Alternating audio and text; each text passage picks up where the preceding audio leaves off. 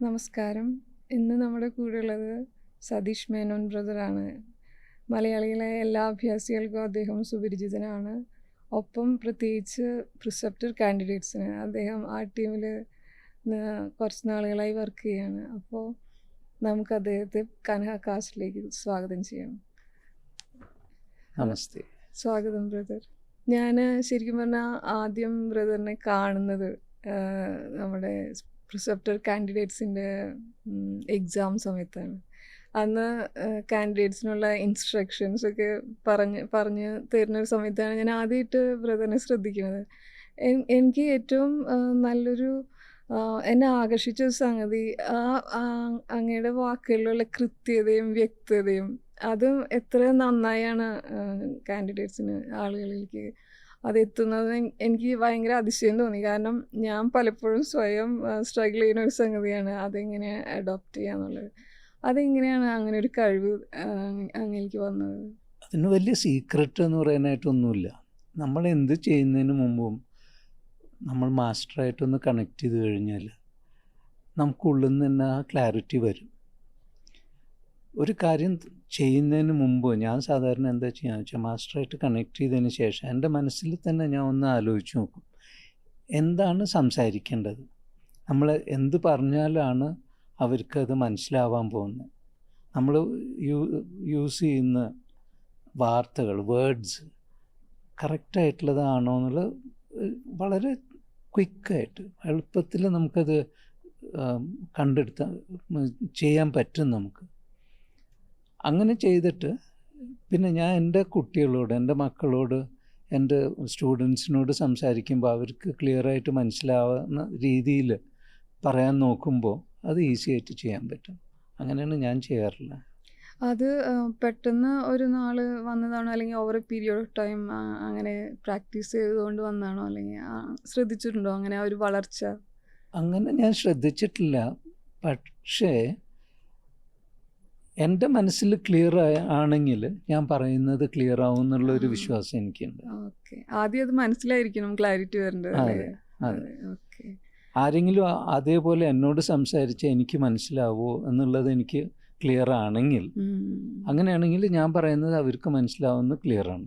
പിന്നെ ഇനി നമുക്ക് കുറച്ച് ശരിക്കും അങ്ങളുടെ കുട്ടിക്കാലം, നാട്, വീട് ഒന്ന് ബ്രീഫായിട്ട് പറയുകയാണെങ്കിൽ, ഞാൻ ജനിച്ചത് തൃശ്ശൂർ, അമ്മയുടെ വീട് തൃശ്ശൂരാണ്. ജനിച്ചത് അവിടെയാണെങ്കിലും പഠിച്ചത് വളർന്നതൊക്കെ മദ്രാസിൽ, ഇപ്പോൾ ചെന്നൈ എന്നല്ല അറിയണത്, ചെന്നൈയിലാണ് പഠിച്ചു വളർന്നതൊക്കെ. കംപ്ലീറ്റ് സ്കൂളിങ്, കോളേജ് എഡ്യൂക്കേഷൻ എല്ലാം. ഞാൻ ഒരു മെക്കാനിക്കൽ എൻജിനീയറാണ് ബൈ പ്രൊഫഷൻ. ചെറുപ്പം മുതൽക്ക് തന്നെ അച്ഛനും അമ്മയും ഈ ചിന്മയ മിഷനിലൊക്കെ ആയിട്ട് വളരെ ആക്റ്റീവായിരുന്നു. അമ്പലങ്ങളിൽ പോകാനും ആ ഒരു താല്പര്യമുള്ള ടൈപ്പായിരുന്നു അച്ഛനും അമ്മയും. അത് കാരണം എനിക്ക് എൻ്റെ ജീവിതത്തിൽ അതൊരു നല്ലൊരു തുടക്കമായിരുന്നു എന്ന് എനിക്ക് നല്ല വിശ്വാസമുണ്ട്. അതിനുശേഷം ആ ചിന്മയ മിഷനിലുള്ളപ്പോൾ തന്നെ എനിക്ക് പല ഓപ്പർച്യൂണിറ്റീസ് ഉണ്ടായിരുന്നു. പബ്ലിക്കായിട്ട് ഇൻട്രാക്ട് ചെയ്യാനും അവരുടെ യൂത്ത് പ്രോഗ്രാംസിൽ പങ്കെടുക്കാനും അങ്ങനെയുള്ളത്. അപ്പോൾ ആ ഒരു തുടക്കം നല്ല ഒരു തുടക്കമായിട്ട് എനിക്ക് തോന്നിയിട്ടുണ്ട്. എൻ്റെ അച്ഛനും അമ്മയും എനിക്ക് അതിനുള്ള ഒരു നല്ലൊരു സാഹചര്യം ഉണ്ടാക്കി തന്നു എന്നുള്ളത് എനിക്ക് ഒരു പൂർണ്ണ വിശ്വാസമുണ്ട്. ഓഫ് കോഴ്സ് അത് കഴിഞ്ഞ് ജോലിയൊക്കെ ആയി കുറച്ച് നാൾ ചെന്നൈയിലും പിന്നെ ബാംഗ്ലൂരും പിന്നെ അവിടുന്ന് ഓസ്ട്രേലിയയിലൊക്കെ പോയതിന് ശേഷമാണ് സഹജ് മാർഗമായിട്ട് എനിക്ക് ആ കണക്ഷൻ കിട്ടുന്നത്. ഓക്കെ, ഈ ചിന്മയ മിഷനിലായാലും അവർക്കും ധ്യാനം ഒക്കെ ഉണ്ടായിരുന്നു? ധ്യാനം ഉണ്ടായിരുന്നു. അപ്പോൾ എന്തുകൊണ്ട് ആ ഒരു ധ്യാനത്തിലേക്ക് പോകാതെ സഹജമാർഗം? അതിന് പോയില്ല എന്ന് ഞാൻ പറയില്ല, അതും ചെയ്യാറുണ്ട്. ബട്ട് അവരുടെ രീതി എൻ്റെ ഓർമ്മയിൽ, ഇത് എൻ്റെ കുട്ടിക്കാലത്ത് കാര്യം പറയില്ല. അപ്പോൾ കുറേയൊക്കെ ഈ ഭഗവത്ഗീതയായിട്ടുള്ള കണക്ഷനും ഭഗവത്ഗീത ചൊല്ലാനും ചാൻറ്റിങ്ങും ആ കോമ്പറ്റീഷൻസിൽ പങ്കെടുക്കാനും ശങ്കരാചാര്യരുടെ പല വർക്ക്സിനെ കുറിച്ചുള്ള ഡിസ്കഷൻസും ആ ഒരു രീതിയായിരുന്നു. അത് മെഡിറ്റേഷനും ഉണ്ടായിരുന്നു, ഭജന ഉണ്ടായിരുന്നു, എല്ലാം. സോ ഒരു മിക്സ്ഡ് അപ്രോച്ചായിരുന്നു. തീർച്ചയായിട്ടും അത് എന്നെ ഹെൽപ്പ് ചെയ്തിട്ടുണ്ടെന്ന് എനിക്ക് ഉറപ്പാണ്. ഓക്കെ, അപ്പോൾ സഹജ് മാർഗത്തിനെ കുറിച്ച് അറിയണത് എവിടെ വെച്ചായിരുന്നു? അതൊരു പ്രത്യേക ഒരു സാഹചര്യം തന്നെയായിരുന്നു. ഞങ്ങൾ ഓസ്ട്രേലിയയിൽ വെച്ചിട്ടാണ് ഞാൻ ഈ സഹജ് മാർഗിനെ കുറിച്ച് കേൾക്കുന്നത് തന്നെ. ഞങ്ങൾ ഉം. മദ്രാസിലായത് ആ സമയത്ത് തന്നെ മദ്രാസിൽ പലതവണ ബാബുജി മഹാരാജൊക്കെ വന്നും പോയിട്ടുള്ളതാണ്. അതൊന്നും അറിഞ്ഞിട്ട് പോലുമില്ല. ഇൻഫാക്റ്റ് ഒരു ബർത്ത്ഡേ സെലിബ്രേഷൻ ഞങ്ങൾ താമസിക്കുന്നതിൻ്റെ ഒരു 2 കിലോമീറ്റർ അപ്പുറത്തായിരുന്നു. അറിഞ്ഞിട്ട് ഓക്കെ. പോലുമില്ല ഇങ്ങനെ ഒരു സംഭവം നടക്കണമെന്ന്. അപ്പോൾ അതിൽ നിന്ന് തന്നെ എനിക്ക് മനസ്സിലാവണം അതിൻ്റെ സമയം ആവുമ്പോൾ നമുക്കതിൻ്റെ ഒരു ഓപ്പർച്യൂണിറ്റി കിട്ടും എന്നുള്ളതെന്ന് എനിക്ക് ക്ലിയറായിട്ട് തോന്നുന്നത്. ഓക്കെ. ഓസ്ട്രേലിയയിൽ വെച്ചും ഞാൻ അവിടുത്തെ ചില ഗ്രൂപ്പുകളൊക്കെ ആയിട്ട്, അപ്പോൾ അവിടെ ചിന്മയ മിഷനായിട്ട് കണക്ഷൻ കുറഞ്ഞു.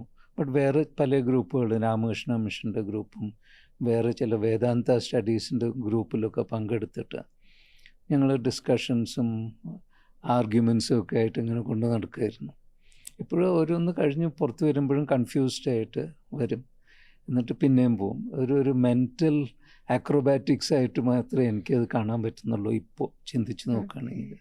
ബട്ട് അങ്ങനെയുള്ളപ്പോഴാണ് ഞങ്ങൾ എൻ്റെ പെർട്ടിക്കുലർ പ്രത്യേക ഒരു സിറ്റുവേഷനിൽ നോക്കുകയാണെങ്കിൽ, ഞങ്ങളുടെ ഒരു ക്ലോസ് ഫ്രണ്ടിനെ ഞാൻ ഒരു ഷോപ്പിംഗ് സെൻറ്ററിൽ വെച്ച് കണ്ട് അവരോട് സംസാരിക്കാൻ തുടങ്ങിയപ്പോൾ അവർ പറഞ്ഞു,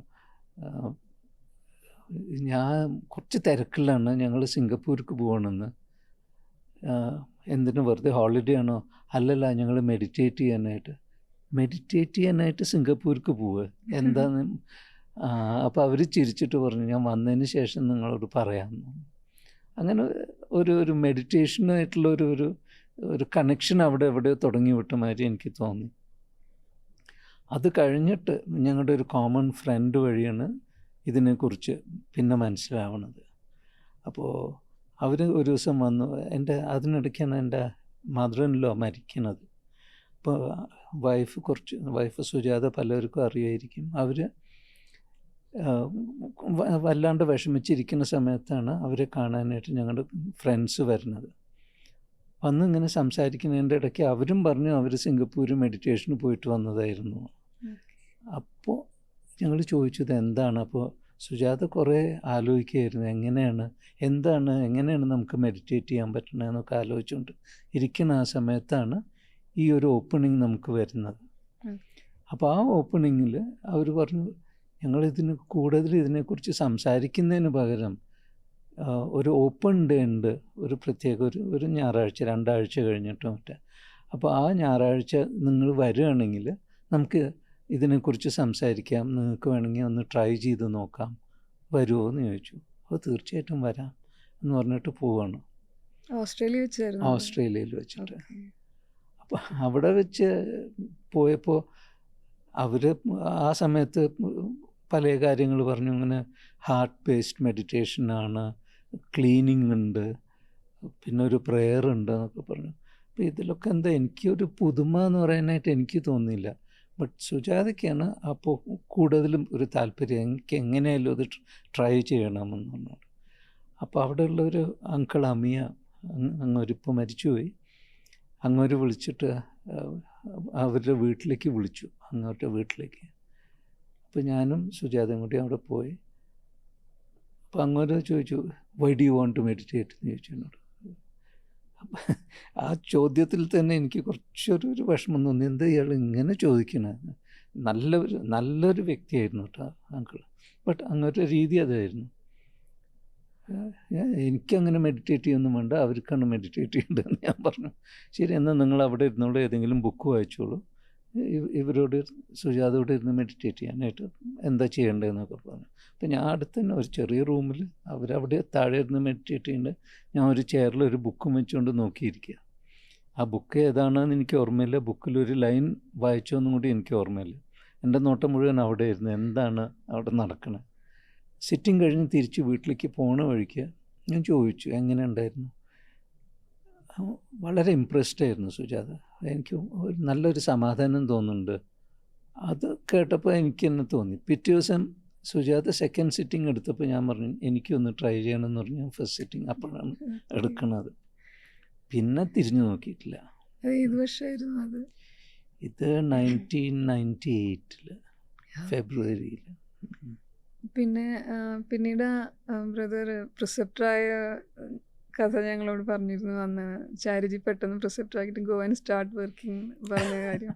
അത് ഏത് വർഷമായിരുന്നു പ്രിസെപ്റ്റർ അത് ആയത് പിന്നീട്? 2003 അത് ഓക്കെ. ഓസ്ട്രേലിയയിൽ വെച്ചിട്ട് ചാരിജി ഞങ്ങളവിടെ ഒരു സ്ഥലം വാങ്ങിച്ചു, ഒരു ആശ്രമിന് വേണ്ടിയിട്ട്, പെർത്ത്, ഓസ്ട്രേലിയയിൽ. അപ്പോൾ ആ സമയത്ത് ഒരു ആശ്രമം പണിയാനുള്ള ഒരു സിറ്റുവേഷൻ ഉണ്ടായിരുന്നില്ല, ഫണ്ട്സ് ഉണ്ടായിരുന്നില്ല, സ്ഥലം മാത്രമുണ്ട്. അപ്പോൾ തൽക്കാലം ഇങ്ങനെ തട്ടിമുട്ടി ഒരു ട്രാൻസ്പോർട്ടബിൾ എന്ന് പറഞ്ഞ ഒരു ചെറിയൊരു എന്താ ഒരു കണ്ടെയ്നർ പോലെ എന്ന് വെച്ചോളൂ, അത്ര ഉണ്ടായിരുന്നുള്ളൂ. കുറച്ചും കൂടി കണ്ടെയ്നറല്ല, ഒരു അതിലൊക്കെ കുറച്ചും കൂടി നല്ലൊരു സെറ്റപ്പാണ്. ബട്ട് കാണാൻ അതുപോലെ ഉണ്ടാവും. അപ്പോൾ അതിൽ വെച്ചിട്ടാണ്, അതാണ് ഞങ്ങളുടെ സ്റ്റാർട്ടിങ് ആശ്രം എന്ന് പറയാനായിട്ട്. അപ്പോൾ അതിന് വന്ന സമയത്താണ് ചാരിജി അവിടെ വന്നു, ഇനോഗ്രേറ്റ് ചെയ്തു. ആ ടെൻറ്റ്, അവിടെ ഒരു വലിയൊരു ടെൻറ്റൊക്കെ വെച്ചു. ഓസ്ട്രേലിയയിൽ നിന്നും പല സ്ഥലത്തു നിന്ന് വേൾഡ് വൈഡ് ആൾക്കാർ വന്നിരുന്നു, അഭ്യാസീസ്. അവരൊക്കെ വന്ന് പാർട്ടിസിപ്പേറ്റ് ചെയ്തു. അതിനിടയ്ക്കാണ് പെട്ടെന്ന്, അപ്പോൾ ഞാനവിടെ കുറച്ച് പേരെ ഉണ്ടായിരുന്നുള്ളൂ വോളണ്ടിയേഴ്സായിട്ട് പെർത്തിൽ. അപ്പോൾ ഓരോ കാര്യത്തിന് അങ്ങോട്ടും ഇങ്ങോട്ടും ഓടി നടക്കുന്നതിൻ്റെ ഇടയ്ക്ക് ആ സമയത്ത് ആ ട്രിപ്പിൽ ഞാൻ മാസ്റ്ററെ എൻ്റെ കാറിൽ കൊണ്ടു നടക്കുകയായിരുന്നു. അപ്പോൾ അതേപോലെ അവിടെ പോയി വന്നു. മാസ്റ്റർ അവിടെ കോട്ടേജിലേക്ക് പോയി. ഞാൻ ഒരു പണി ചെയ്യണതിൻ്റെ ഇടയ്ക്ക് പെട്ടെന്ന് ആരോ വന്ന് പറഞ്ഞു, മാസ്റ്റർ ഹാളിൽ വന്നിട്ടുണ്ട്, ഈസ് കോളിങ് യു എന്ന് പറഞ്ഞു. വേഗം ചെന്നപ്പോൾ sit in the firing line എന്ന് പറഞ്ഞിട്ടുണ്ട്. നോക്കിയിട്ട് I you ready to work എന്ന് ചോദിച്ചു. അപ്പോൾ എനിക്കൊരു ഐഡിയ കിട്ടുന്നില്ല എന്താണ്. Yes master. Okay, then close your eyes, let us meditate. അങ്ങനെയാണ് തുടങ്ങിയത്. ആ സിറ്റിംഗ് കഴിഞ്ഞതിന് ശേഷമാണ് എനിക്ക് മനസ്സിലാവുന്നത് ഇത് പ്രിപ്പറേറ്ററി സിറ്റിംഗ് ആണ്. അത് കഴിഞ്ഞിട്ട് പിന്നെ ഒരു പ്രിസെപ്റ്റർ അടുത്ത് പോയിട്ട്, കൃഷ്ണഭായി ആയിരുന്നു, കൃഷ്ണഭായിയുടെ അടുത്ത് പോയിട്ട് you take sittings from him, he will prepare you to work as a preceptor. അങ്ങനെയാണ് അത് തുടങ്ങി. ഓസ്ട്രേലിയയിൽ എങ്ങനെയാണ് പൊതുവെ നമ്മൾ ഹാർട്ട്ഫുൾനെസ്സിൻ്റെ ഒരു ഗ്രോത്ത് എങ്ങനെയായിരുന്നു അംഗലാന്ത് തുടങ്ങി? അതിലൊരു കഥയുണ്ട്. 1990s ഇത് ഞാൻ ചാരിജി പറഞ്ഞ കഥയാണ് ഞാൻ കേട്ടിട്ടുള്ളത്. അത് പിന്നെ വേറെയും ചില അഭ്യാസീസ് പറഞ്ഞിട്ടുണ്ട്. ആ സമയത്ത് മിഷനൊന്നും ഇല്ല അവിടെ, സഹജ് മാർഗം ഇല്ല. അങ്ങനെ ഒരു പ്രിസെപ്റ്റർ, വേറെ എവിടെ ഉള്ള ഒരു പ്രിസെപ്റ്റർ ഓസ്ട്രേലിയയിലേക്ക് പോയി. അവിടെ ഇരുന്ന് ഭക്ഷണം കഴിക്കുമ്പോഴോ ആരോട് സംസാരിക്കുമ്പോഴോ മറ്റേ അയാൾ ഇങ്ങോട്ടോട് ചോദിച്ചു, ഇത്ര പ്രിസെപ്റ്ററായിരുന്നു, നിങ്ങളെ കാണാനായിട്ടൊരു പ്രത്യേകത ഉണ്ടല്ലോ, സംതിങ് യുണീക്ക്, സംതിങ് ഒരു വ്യത്യാസമായിട്ട് എന്തോ ഉണ്ടല്ലോ, എന്താണ് എന്ന് ചോദിച്ചപ്പോൾ അങ്ങനെയൊന്നുമില്ല, അങ്ങനെ കാര്യമായിട്ടൊന്നുമില്ല. അപ്പോൾ ചാരിജി പറയണത് ആ സമയത്ത് ആ പ്രിസെപ്റ്റർ ഉള്ള കാര്യം തുറന്നു പറഞ്ഞാൽ അന്ന് സഹജ്മാർക്ക് അവിടെ തുടങ്ങിയിട്ടുണ്ടാവുന്നു. സോ അങ്ങനെ സ്ലോ ആയിട്ടാണ്. അത് കഴിഞ്ഞ് പിന്നെ ഓരോ പ്രിസെപ്റ്റേഴ്സ് സിംഗപ്പൂരിൽ നിന്നും വേറെ എവിടെ നിന്നും വന്ന് മെല്ലെ തുടങ്ങി, ചെറുതായിട്ട് തുടങ്ങിയതിന് ശേഷമാണ് ഇപ്പോൾ ഒരുവിധം നന്നായിട്ട് പോകുന്നുണ്ട്. അവിടെ ഫാമിലിയൊക്കെ അവിടെയാണ്, ആൺകുട്ടികളുണ്ട്, അവരവിടെ സെറ്റിൽഡ്. അവരെ കാണാൻ ഫ്രീക്വൻ്റ് ആയിട്ട് പോകാറുണ്ടോ? വർഷത്തിലൊരിക്കലെങ്കിലും പോകും. ഇപ്പോൾ പ്രിസെപ്റ്റർ കാൻഡിഡേറ്റ് ട്രെയിനിങ്ങിലാണല്ലോ മെയിനായിട്ട് ബ്രദർ വർക്ക് ചെയ്യണത്. എങ്ങനെയാണ് അത് ചൂസ് ചെയ്തത്? അത് ദാജി തന്നതാണോ അല്ലെങ്കിൽ ബ്രദർ തന്നെ? അത് ചൂസ് ചെയ്തതല്ല, ഞങ്ങൾ 2013 മാസ്റ്ററെ കാണാൻ പോയി, ചാരിജി. അപ്പോൾ 2012 എൻഡിൽ ഓഷ്യാനിയ സെമിനാർ ഉണ്ടായിരുന്നു മണപ്പാക്കത്ത് വെച്ചിട്ട്. അതിന് വേണ്ടിയിട്ട് ഞങ്ങൾ വന്ന സമയത്ത് പ്രോഗ്രാമൊക്കെ കഴിഞ്ഞ് ഒരു ദിവസം ഞാനും സുജാതയും കൂടിയും ചാരിജിയെ കാണാനായിട്ട് ഗായത്രി മാസ്റ്റർ വീട്ടിലേക്ക് പോയി. അപ്പോൾ ആ സമയത്ത് തന്നെ ഞങ്ങളുടെ മനസ്സിലുണ്ട് എന്നെങ്കിലും നമ്മൾ തിരിച്ചിങ്ങോട്ട് വരണം, കുട്ടികളവിടെ കല്യാണം കഴിഞ്ഞ് അവരവിടെ സെറ്റിലായതിന് ശേഷം പിന്നെ നമ്മളവിടെ നിന്നിട്ട് കാര്യമില്ല, നമുക്ക് ഇവിടെ വന്ന് എന്തെങ്കിലും ചെയ്യാം എന്നുള്ളത് ഞങ്ങൾ ഡിസ്കസ് ചെയ്തിട്ടുള്ളതായിരുന്നു. അപ്പം 2013 ജാനുവരിയിൽ ഞങ്ങൾ മാസ്റ്ററെ കാണാൻ പോയി. ചാരിജി കാണാനായിട്ടൊരു ഓപ്പർച്യൂണിറ്റി കിട്ടി. അവിടെ വെച്ച് ചാരിജിയെ കണ്ട സമയത്ത് ഞങ്ങൾ പറഞ്ഞു, അങ്ങനെ we want to come back and work here master. എടുത്ത വഴി മാസ്റ്റർ പറഞ്ഞു, ഓഫ് കോഴ്സ് യു മസ്റ്റ് എന്നാണ് ഒറ്റ statement. It was A confirmation. അത് കഴിഞ്ഞ് പിന്നെ കുറച്ച് ഡിസ്കസ് ചെയ്തു, എവിടെയാണ് വേണ്ടത്, എങ്ങനെയാണ് വേണ്ടതെന്നൊക്കെ. ചെറുതായിട്ടൊരു ഡിസ്കഷനൊക്കെ ഉണ്ടായി. പിന്നെ കമലേഷ് ഭായ് ആ സമയത്ത് ദാജി അപ്പോയിൻറ്റ് ചെയ്തിട്ടില്ലല്ലോ, ദാറ്റ് ഇസ് സക്സസർ നോമിനേഷൻ കഴിഞ്ഞു. ഞങ്ങൾ കമലേഷ് ഭായെ കാണാൻ പോയി. അദ്ദേഹം കുറച്ചൊക്കെ സംസാരിച്ചു, എന്താ വേണ്ടത് എങ്ങനെയാണ് വേണ്ടതെന്നൊക്കെ. അദ്ദേഹം വളരെ ക്ലിയറായിട്ട് പറഞ്ഞത്, നിങ്ങൾ വരുന്നതൊക്കെ നല്ലത് തന്നെ, ബട്ട് ഇവിടെ വന്ന് നിങ്ങളൊരു ലീച്ച് ആവാൻ പാടില്ല, ഒരു അട്ടയെ പോലെ ആരെങ്കിലും ഒട്ടിപ്പിടിച്ച് നിൽക്കാൻ പാടില്ല, നിങ്ങൾക്ക് ഇൻഡിപെൻഡൻ്റ് ആയിട്ട് നിൽക്കാൻ പറ്റുന്ന ഉറപ്പുണ്ടെങ്കിൽ മാത്രമേ വരാൻ പാടുള്ളൂ എന്ന് ക്ലിയറായിട്ട് പറഞ്ഞു. ഫൈനാൻഷ്യലി ആവട്ടെ, വേറെ എന്ത് വിധത്തിലും ആവട്ടെ, നിങ്ങൾക്ക് ഇൻഡിപെൻഡൻ്റ് ആയിട്ട് ജീവിക്കാൻ പറ്റുന്നുള്ള ഉറപ്പുണ്ടെങ്കിൽ വന്നോളൂ എന്ന് പറഞ്ഞു. അത്ര ക്ലിയറായിരുന്നു. അതൊക്കെ വളരെ നല്ല ഗൈഡൻസ് ആയിരുന്നു ഞങ്ങൾക്ക് കിട്ടിയത്, രണ്ടുപേര്, ചാരുജിയും കമലേഷ് ഭായ് ആ സമയത്ത്. ഇനി 2013 ഞങ്ങളിത് പറഞ്ഞ് തിരിച്ച് അങ്ങോട്ട് ഓസ്ട്രേലിയയിൽ പോയി. ഒരു മാസത്തിനകം ഞാൻ വർക്ക് ചെയ്ത കമ്പനിയിൽ ഞാൻ നോട്ടീസ് കൊടുത്തു, ഇങ്ങനെ ഞങ്ങൾ പോവാണ്. അപ്പോൾ എൻ്റെ ബോസും അക്സെപ്റ്റ് ചെയ്തു, ഒരു പ്രശ്നം ഉണ്ടായില്ല, വളരെ ക്ലീനായിരുന്നു. ആ പാത്വേ മാസ്റ്റർ ക്ലിയർ ചെയ്ത പോലെയാണ് എനിക്ക് തോന്നുന്നത്. ഇനി എപ്പോഴാണ് പോകേണ്ടി വരിക? അപ്പോൾ ഞാൻ പറഞ്ഞു, എനിക്കൊരു 1 year ടൈം വേണം, എൻ്റെ കാര്യങ്ങൾ ബാക്കിയുള്ളതൊക്കെ ഒന്ന് സെറ്റിൽ ചെയ്യാൻ വേണ്ടിയിട്ട്. സോ 2014 ഞങ്ങൾ ഡിസൈഡ് ചെയ്തു. 2014 ചെന്നൈയിൽ എത്തിയതിന് ശേഷം ഇനി എന്താ വേണ്ടത്, എവിടെയാണ് വർക്ക് ചെയ്യേണ്ടത്? അപ്പോൾ ആ സമയത്ത് ഇവിടേക്ക് കാനയിലേക്ക് വരാനുള്ള പ്ലാൻ ആയിട്ടില്ല. അങ്ങനെയുള്ളപ്പോൾ എവിടേക്കാണ് ഓപ്പർച്യൂണിറ്റീസ് നോക്കി, ഹാർട്ട്ഫുൾനെസ്സിൻ്റെ ഇത് തുടങ്ങിയിട്ടില്ല. ആ സമയത്ത് ചാരുജി കുറച്ച് അസുഖമായിട്ടിരിക്കുന്ന സമയമായിരുന്നു. അപ്പോൾ മണപ്പാക്കത്ത് വെച്ച് ഒരു ദിവസം ഞാൻ പരിചയമുള്ള വേറൊരു ബ്രദറിനെ കണ്ട് ബ്രദറിനോട് ചോദിച്ചപ്പോൾ, എവിടെയെങ്കിലും ഓപ്പർച്യൂണിറ്റി ഉണ്ടെങ്കിൽ പറഞ്ഞാൽ എനിക്ക് സമയമുണ്ട്, ഇൻട്രസ്റ്റ് ഉണ്ട് എന്ന് പറഞ്ഞപ്പോൾ, ഈ ടീമിൽ കുറച്ച് പണിയുണ്ടാവും, സമയമുണ്ടെങ്കിൽ വരുമെന്ന്. അങ്ങനെയാണ് ഈ ടീമിലേക്ക് കടന്നത്. അപ്പോൾ ടീമിൽ ചെറിയ 1-2 ടോപ്പിക്കിനെ കുറിച്ച് സംസാരിക്കാനും ഫെസിലിറ്റേഷന് വേണ്ടിയിട്ട് അങ്ങോട്ട് തുടങ്ങിയത്. പിന്നെ അങ്ങനെ പിടിച്ച് കയറി അതിൽ തന്നെ. ചാരുജി ആയിട്ട് നേരത്തെ തന്നെ ബ്രദർ ഓസ്ട്രേലിയ വെച്ച് തന്നെ നല്ല അടുത്ത് ഇടപഴകിയിട്ടുണ്ടോ? എന്തെങ്കിലും ചില ഓർമ്മകൾ പങ്കുവയ്ക്കാൻ? അയ്യോ, അങ്ങനെ പറയണമെങ്കിൽ കുറേ ഉണ്ട് പറയാനായിട്ട്. അത് എന്തോ ഒരു പേഴ്സണൽ കണക്ഷൻ ഉള്ള പോലെ ആയിരുന്നു ആദ്യം കാണുമ്പോൾ തന്നെ. ഞങ്ങൾ സ്റ്റാർട്ട് ചെയ്ത് 98 സ്റ്റാർട്ട് ചെയ്ത സമയത്ത് പ്രത്യേകിച്ച് മാസ്റ്ററായിട്ടുള്ളൊരു കണക്ഷൻ ഇല്ല, ജസ്റ്റ് ഒരു പ്രാക്ടീസായിട്ട് തുടങ്ങിയിട്ടേ ഉള്ളൂ. 99 സെൻറ്റിനറി സെലിബ്രേഷൻ ഉണ്ടായിരുന്നു മണപ്പാക്കത്ത് വെച്ചിട്ട്. അപ്പോൾ എല്ലാവരും അതിന് പോവാണ്, നിങ്ങളും വരണം എന്നൊക്കെ പറഞ്ഞിട്ട് തുടങ്ങിയത്. അപ്പോൾ ആ സമയത്ത് ചെന്നൈയിൽ പോയപ്പോൾ ബ്രദർ രാജഗോപാലിനായിട്ട് മീറ്റ് ചെയ്യാനുള്ള ഒരു സാധ്യത കിട്ടി. അദ്ദേഹമായിട്ടും കണ്ട് സംസാരിച്ച ഉടനെ പെട്ടെന്ന് ഒരു കണക്ഷൻ കിട്ടി. അതേപോലെ ബ്രദർ സോമകുമാർ, ഇങ്ങനെ 1-2 പേരായിട്ട് കണക്ഷൻ. ഇത് എന്തോ പണ്ടെന്നെ അറിയണ പോലെയുള്ളൊരു ഫീലിംഗ് ഒക്കെ ആയിരുന്നു ആ സമയത്ത് കാണുമ്പോൾ. ഇനി ബ്രദർ രാജഗോപാലിനായിട്ട് സംസാരിച്ചിട്ട് അങ്ങനെ ഇരിക്കുമ്പോഴാണ് മാസ്റ്ററുടെ ഒരു പഴയ കോട്ടേജ് ഉണ്ടായിരുന്നു. ആ കോട്ടേജിനകത്ത് മാസ്റ്റർ ഇരിക്കുകയാണ്. വിളിച്ചു, അകത്തേക്ക് വരാൻ പറഞ്ഞു. മാസ്റ്റർ അടുത്ത് ചെന്നപ്പോൾ മാസ്റ്റർ, സതീഷ് തമിഴാന്ന് ചോദിച്ചു. അപ്പോൾ രാജാഭായ്, ഇല്ലല്ല മലയാളമാണോ? ഓ മലയാളമാണോ? ചാരുജി മലയാളത്തിൽ അത്യാവശ്യം സംസാരിക്കുമല്ലോ. അപ്പോഴാണ് ശരിക്കും ഒരു പെട്ടെന്നൊരു സ്പെഷ്യൽ കണക്ഷൻ അവിടെ കിട്ടിയ പോലെ ഒരു ഫീലിംഗ് ആയിരുന്നു. എന്താ എനിക്കത് എക്സ്പ്ലെയിൻ ചെയ്യാൻ പറ്റുന്നില്ല. പെട്ടെന്ന് എത്രയോ കാലമായിട്ട് പരിചയമുള്ള ഒരാളായിട്ട് മീറ്റ് ചെയ്യണ, കുറേ കാലം കഴിഞ്ഞിട്ടുള്ള മീറ്റിംഗ് പോലെ ഒരു ഫീലിംഗ് ആയിരുന്നു. കുറച്ച് നേരം അപ്പോൾ എന്താ ചെയ്യണത്, എവിടെയാണ്, എന്താണ് എന്നൊക്കെ ചോദിച്ചു. അതോട് കഴിഞ്ഞ് ഒരു സിറ്റിംഗ് കഴിഞ്ഞു. പിന്നെ ഒന്നും ഉണ്ടായിട്ടില്ല. പിന്നെ ഇടയ്ക്ക് കാണുമ്പോഴൊക്കെ ഹലോ പറയുന്നല്ലാണ്ട്. ബട്ട് പല സ്ഥലത്ത് മാസ്റ്റർ കൂടെ പേർത്തിലുള്ള സമയത്ത് മാസ്റ്ററായിട്ട് 2003 മാസ്റ്ററെ കൊണ്ട് കാറിൽ ഡ്രൈവ് ചെയ്തിട്ട് ഞാൻ പോകാറുള്ളൂ. അപ്പോൾ പലതും കുറേ ചെറിയ ചെറിയ കാര്യങ്ങളുണ്ടായിരുന്നു സംസാരിക്കാനായിട്ട്. എന്നോട് മാത്രമല്ല, ജനറലായിട്ട് സംസാരിക്കുമ്പോൾ തന്നെ ആ ഒരു കണക്ഷൻ വേറെ ആയിരുന്നു.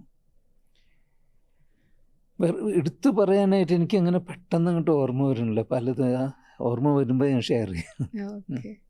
പിന്നീട് ദാജി മാസ്റ്ററായപ്പോൾ ആ ഒരു ട്രാൻസിഷൻ അങ്ങനെ ഒരു എങ്ങനെയാണ് ബ്രദറിന് ഫീൽ ചെയ്തത്? ദാജിയായിട്ടുള്ള കണക്ഷൻ ഓസ്ട്രേലിയയിലുള്ളപ്പോൾ തന്നെ ഉണ്ടായിരുന്നു. കാരണം ദാജി ഓഷ്യാനിയ റീജിയണൽ കോർഡിനേറ്റർ ആയിരുന്നു. ഓക്കെ. ആ സമയത്ത് ഞാൻ അവിടുത്തെ വെസ്റ്റേൺ ഓസ്ട്രേലിയയിലത്തെ സോണൽ കോർഡിനേറ്റർ ആയിരുന്നു, ഫങ്ഷണറി ആയിരുന്നു. ഓക്കെ. അപ്പോൾ മാസ്റ്ററായിട്ട് ദാജിയായിട്ടുള്ള ഒരു കണക്ഷൻ അപ്പം തന്നെ ഉണ്ട്. ആൻഡ് പല കാര്യത്തിലും ദാജിയില്ല കമലേഷ് ഭായി ആയിട്ട് ആ സമയത്ത് ദാജി എന്നാരും വിളിക്കാറില്ലല്ലോ. കമലേഷ് ഭായി ആയിട്ട് കുറേ ആവശ്യത്തിന് അപ്പോഴും അങ്ങനെയാണ്, ആവശ്യമുള്ളപ്പോൾ കോണ്ടാക്റ്റ് ഉണ്ടാവും എന്നല്ലാണ്ട് വെറുതെ അൺനെസസറി ആയിട്ട് കയറി ചെല്ലേണ്ട ഒരു പ്രശ്നം വരാറില്ല, ആ ഒരു ഓപ്പർച്യൂണിറ്റി ഉണ്ടാവാറില്ല. ബട്ട് എന്തെങ്കിലും ഉണ്ടെങ്കിൽ എപ്പോഴും സപ്പോർട്ട് ചെയ്യാനായിട്ട് റെഡി ആയിരുന്നു. ദാജി ഒരിക്കൽ ഓസ്ട്രേലിയൻ സെമിനാറിന് വെച്ചിട്ട് പ്രിസെപ്റ്റേഴ്സിനെയൊക്കെ വിളിച്ചിട്ട് ചില ടെക്നിക്സിനെ കുറിച്ചിട്ട് സംസാരിച്ചിട്ടുണ്ട്. അപ്പം അതിലൊക്കെ കുറേ പഠിക്കാനുണ്ടായിരുന്നു ദാജിയുടെ അടുത്ത് നിന്ന്. അപ്പോഴേ എങ്ങനെയാണ് നമ്മളിൽ വളർത്താനുള്ള ഒരു ശ്രമം എങ്ങനെയാണ് നടത്തിയിരുന്നത്? ഇപ്പോൾ ധ്യാനിക്കാൻ നമ്മൾക്കൊരു പ്രാക്ടീസ് ഉണ്ടല്ലോ, അത് കൂടാതെ ഏതെങ്കിലും രീതിയിൽ നമ്മളെ ഇപ്പോൾ തന്നെ ദാജി എപ്പോഴും പറയുന്ന സംഗതി we need to excel every day അങ്ങനെയാണല്ലോ, കൂടുതൽ ഇമ്പ്രൂവ് ചെയ്യുക. അത് എങ്ങനെയാണ് പ്രാക്ടിക്കലി എന്തെങ്കിലും കോൺഷ്യസ്ലി ചെയ്തിട്ടുണ്ടോ, അല്ലെങ്കിൽ ഓട്ടോമാറ്റിക്കലി സംഭവിച്ചാണോ ഈ പ്രാക്ടീസ് കൊണ്ട് മാത്രം? ഓട്ടോമാറ്റിക്കലി സംഭവിക്കുക എന്ന് പറയുന്നത് എനിക്ക് തോന്നുന്നില്ല. എനിക്ക് തോന്നുന്നു ഇത് നമ്മുടെ സ്വന്തം ഇൻട്രസ്റ്റുമാണ്. ഓക്കെ, മെഡിറ്റേഷൻ ചെയ്യണത് മെഡിറ്റേഷൻ എന്ന് പറയുന്നത് ശരിക്കും നോക്കുമ്പോൾ വളരെ ഡ്രൈ ആയിട്ടുള്ളൊരു കാര്യമാവാൻ സാധ്യതയുണ്ട്. ഓക്കെ, എന്താണ് ഇപ്പോൾ വലിയ കണ്ണടച്ചിരുന്നിട്ട് എന്നുള്ള ഒരു ഫീലിംഗ് ഒരു പോസിബിലിറ്റി ഉണ്ട്. ബട്ട് നമ്മൾ മാസ്റ്ററുടെ ബുക്സൊക്കെ വായിക്കുമ്പോൾ, മാസ്റ്ററുടെ ടോക്കൊക്കെ കേൾക്കുമ്പോൾ മാസ്റ്റർ പറയുന്നുണ്ട് നമ്മൾ കുറച്ചും കൂടി ഡീപ്പായിട്ട് മെഡിറ്റേറ്റ് ചെയ്യുമ്പോൾ നമ്മുടെ അനുഭവം നമ്മളെ ഹെൽപ്പ് ചെയ്യുന്നു. അപ്പോൾ എന്താണ് ആ അനുഭവം എന്ന് നമ്മൾ അറിയുന്നത് നമ്മൾ ചെയ്യുമ്പോഴുള്ളൂ.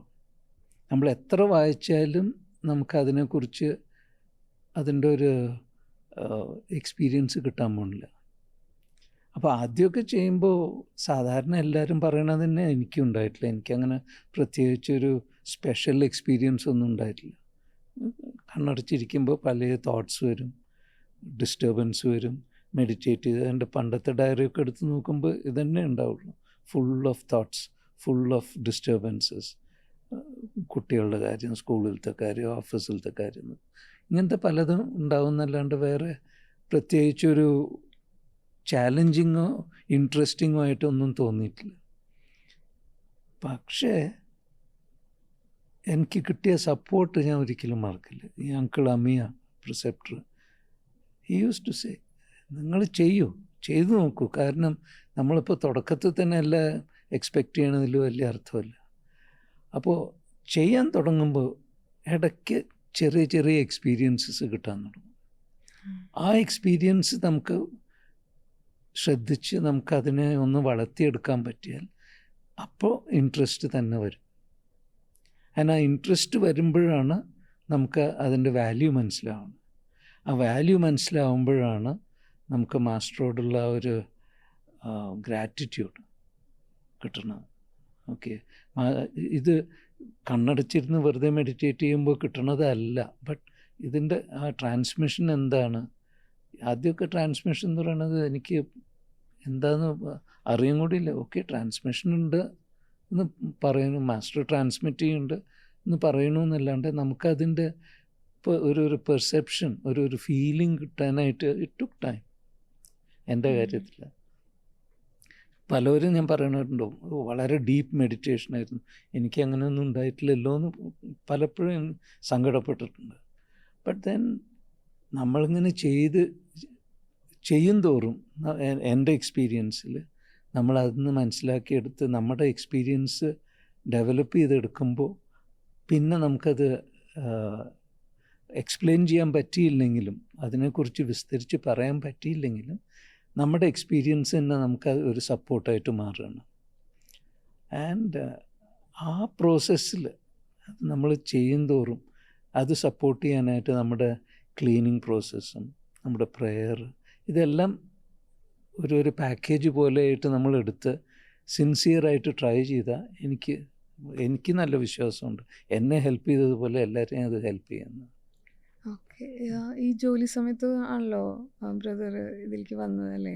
അപ്പോൾ ആ സമയത്ത് വർക്കും സാധനയൊക്കെ ബാലൻസ് ചെയ്യാനൊക്കെ സാധിച്ചിരുന്നു? ബുദ്ധിമുട്ടായിരുന്നു. തുടക്കത്തിൽ ഈ രാവിലെ എണീറ്റ് 1 hour മെഡിറ്റേറ്റ് ചെയ്യുക എന്ന് പറയുന്നത് 10 മിനിറ്റ് ഇരിക്കാൻ തന്നെ പലപ്പോഴും ബുദ്ധിമുട്ടിയിട്ടുണ്ട്. ബട്ട് കുറച്ച് പ്രാക്ടീസ്, കുറച്ചൊന്ന് സിൻസിയറായിട്ട് ചെയ്യാൻ തുടങ്ങിയപ്പോൾ 10 മിനിറ്റ് എന്നുള്ള ഒരു അരമണിക്കൂറൊക്കെ സുഖമായിട്ട് ഇരിക്കാൻ പറ്റാറുണ്ട്. ഇരിക്കുന്ന സമയത്ത് ഉറങ്ങിയോ എന്ന് ചോദിച്ചാൽ അതെനിക്കറിയില്ല ആ സമയത്ത് എങ്ങനെയായിരുന്നു. ബട്ട് അത് കഴിഞ്ഞാലുള്ള ഒരു ഫീലിംഗ് ഉണ്ടല്ലോ, ദാറ്റ് വാസ് ദ ഡിഫറൻസ്. ഞാൻ ഉറങ്ങിയോ എന്ന് ചോദിച്ചാൽ എനിക്കറിയില്ല, ബട്ട് ഉറങ്ങിയ പോലെയുള്ള ഒരു ഫീലിംഗ് ഉണ്ടായിരുന്നോ എന്ന് ചോദിച്ചാൽ ഇല്ല, അത് ഉറപ്പിച്ച് പറയാൻ പറ്റുമായിരുന്നു. സോ അങ്ങനെ ചില ബെനിഫിറ്റ്സ് കിട്ടി.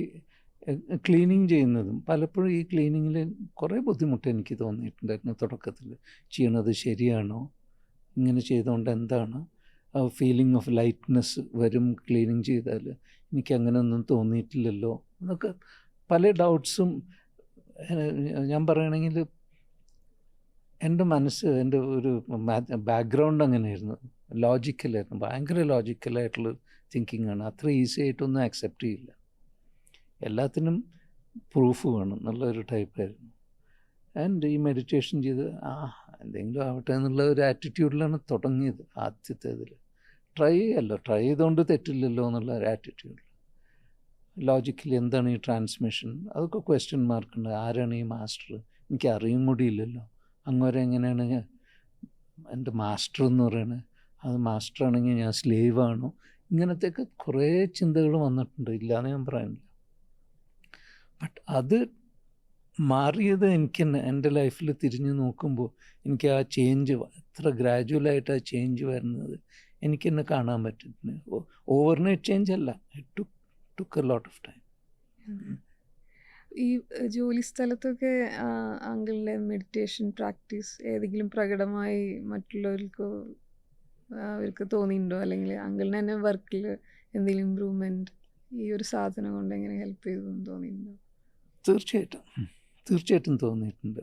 പലപ്പോഴും ഞാൻ സ്റ്റാർട്ട് ചെയ്ത സമയത്ത് പറയുകയാണെങ്കിൽ എനിക്ക് ഈ ക്ലാരിറ്റി ഉണ്ടായിരുന്നില്ല പല കാര്യങ്ങളും. കൂടുതലും ഇത് വേണോ അത് വേണോ, എപ്പോഴും എൻ്റെ മനസ്സ് അങ്ങോട്ടും ഇങ്ങോട്ടും ഇങ്ങനെ എന്താ പറയുക, അതിന് ഒരു കൺഫ്യൂഷൻ പോലെയായിരുന്നു. ഇങ്ങനെ ചെയ്താലും ശരിയാണ്, അങ്ങനെ ചെയ്താലും ശരിയാണ്, ഇതിലേതാണ്. ഞാൻ ആരോടെങ്കിലും പോയി ചോദിക്കും, അവർ പറയും നിങ്ങൾ ഡിസൈഡ് ചെയ്തോന്ന് പറയും, പിന്നെയും കൺഫ്യൂഷൻ കൂടും. അപ്പോൾ ഇങ്ങനത്തെ പല കാര്യങ്ങളും ഒരു വിധത്തിൽ. നെക്സ്റ്റ് ആരെങ്കിലും അങ്ങനെ പറയുന്ന സമയത്ത് എനിക്ക് കുറച്ച് ദേഷ്യം വരേണ്ട ഒരു ഹാബിറ്റ് ഉണ്ടായിരുന്നു. ഇതെന്താണ് ഞാൻ ചോദിച്ചതിനല്ലല്ലോ ഉത്തരം പറയണേ, അങ്ങനത്തെ ഒരു ഇത്. ആരെങ്കിലും അനാവശ്യമായിട്ടുള്ള കാര്യങ്ങൾ ചെയ്തിട്ടുണ്ടെങ്കിൽ എനിക്ക് പെട്ടെന്ന് ദേഷ്യത്തിൻ്റെ ഒരു പ്രശ്നം ഉണ്ടായിരുന്നു. സോ ഇതൊക്കെ ഇങ്ങനത്തെ പല ചെറിയ ചെറിയ ചെറിയ കാര്യങ്ങൾ മാറിക്കൊണ്ടുവരുന്നത് എനിക്ക് കാണാൻ പറ്റിയിട്ടുണ്ട് എൻ്റെ ലൈഫിൽ. എൻ്റെ വിഷനിലെന്ന് പറയാം. അതിൽ കൂടുതൽ എൻ്റെ കൂടെ ഉണ്ടായിരുന്നവർ പറഞ്ഞതാണ്, what have you done, what are you doing എന്നോട് ചോദിച്ചിട്ട്. പലരോടും ഞാൻ പറഞ്ഞിട്ട് ഞാൻ മെഡിറ്റേറ്റ് ചെയ്യുന്നുണ്ട്. Meditation, why don't you try? No I will do meditation when I get older എന്നൊക്കെ പറഞ്ഞ് പലരും പോയിട്ടുണ്ട്. ഇതൊക്കെ അവിടുത്തെ ലോക്കൽ ആൾക്കാരാണ് കേട്ടോ. അവർ പലരും കളിയാക്കാറുണ്ട്, are you going to do your meditation എന്നൊക്കെ പറഞ്ഞ് കളിയാക്കാറ്.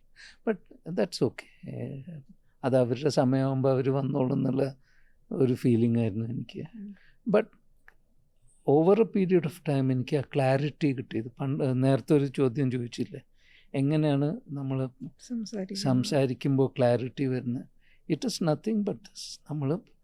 നമ്മുടെ മനസ്സിലുള്ളത് നമുക്ക് ക്ലിയറായിട്ട് നമുക്ക് ഫോർമുലേറ്റ് ചെയ്യാൻ പറ്റിയല്ല. നമ്മൾ പറയുന്നതും അതേ ക്ലാരിറ്റിയോടുകൂടി നമുക്ക് പറയാൻ പറ്റും. ആ മനസ്സ് ക്ലിയറായിട്ട് ആ ക്ലാരിറ്റി വേണമെന്നുണ്ടെങ്കിലുള്ളതിനുള്ള ഹെൽപ്പ് എനിക്ക് കിട്ടിയത് ഈ ഒറ്റ പ്രാക്ടീസ് കാരണമാണ്, നമ്മുടെ സഹജ് മാർഗ് പ്രാക്ടീസ്. പിന്നെ പിന്നീട് ബ്രദർ കേരളത്തിലൊക്കെ ട്രാവൽ ചെയ്തിട്ടുണ്ടല്ലോ, നമ്മുടെ പല ആളുകളെയും കണ്ടുമുട്ടാൻ. എങ്ങനെയാണ് കേരളത്തിൻ്റെ ഒരു സാഹചര്യം എനിക്ക് തോന്നിയത് ഒരു ആത്മീയത വളരാനുള്ള, അല്ലെങ്കിൽ അങ്ങനെ ഒരു സാഹചര്യം? കേരളത്തിൽ ഒരു ഓപ്പർച്യൂണിറ്റി തന്നത് നമ്മുടെ മോഹൻജിയാണ്. അങ്ങ് കുറേ ഹെൽപ്പ് ചെയ്തിട്ടുണ്ടെന്ന് മിഷൻ വളരാൻ വേണ്ടിയിട്ട് he has done a lot of work എന്നുള്ളത് നമുക്ക് എല്ലാവർക്കും അറിയാം. അപ്പോൾ ഒരിക്കൽ കേരളത്തിൽ ഞാൻ വന്ന സമയത്ത് സതീഷ് ഭായ് വരൂ, നമ്മളൊരു പ്രോഗ്രാമിന് പോവാം, ഞാൻ കൊണ്ടുപോകാം എന്ന് പറഞ്ഞിട്ട് കൊണ്ടുപോയതാണ്.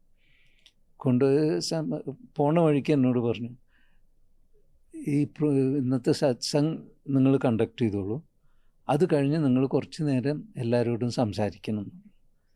ഞാൻ എന്താ സംസാരിക്കേണ്ടത്? എന്താണെന്ന് വെച്ചാൽ സംസാരിച്ചോളൂ. ഇംഗ്ലീഷിലല്ലേ എന്ന് ചോദിച്ചു. ഇംഗ്ലീഷിലല്ല, മലയാളത്തിൽ പറഞ്ഞു. എനിക്ക് മലയാളത്തിൽ അങ്ങനെ ക്ലിയറായിട്ട് സംസാരിക്കാൻ പറ്റും. അതൊന്നും സാരില്ല, നിങ്ങൾക്ക് പറ്റണത് നിങ്ങൾ ചെയ്തോളൂ എന്ന് പറഞ്ഞ് എൻകറേജ് ചെയ്തത് മോഹൻജിയാണ്. അത് കഴിഞ്ഞ് പിന്നെ അങ്ങോട്ട് മാറിയ സമയത്ത് വേറെ ഉള്ള ZCസും ബാക്കിയുള്ള കോർഡിനേറ്റേഴ്സും പലവരുണ്ട്. ഞാൻ ഓരോരുത്തരുടെ പേരെടുത്ത് പറയുന്നില്ല. ബട്ട് അവരൊക്കെ ആയിട്ട് കണക്ഷൻ കിട്ടിയതോടുകൂടി പിന്നെ കേരളത്തിൽ കുറേ ഇൻവോൾവ്ഡായിട്ട് ഞാൻ അവിടെ മിഷൻ വർക്ക് ചെയ്തിട്ടുണ്ട്.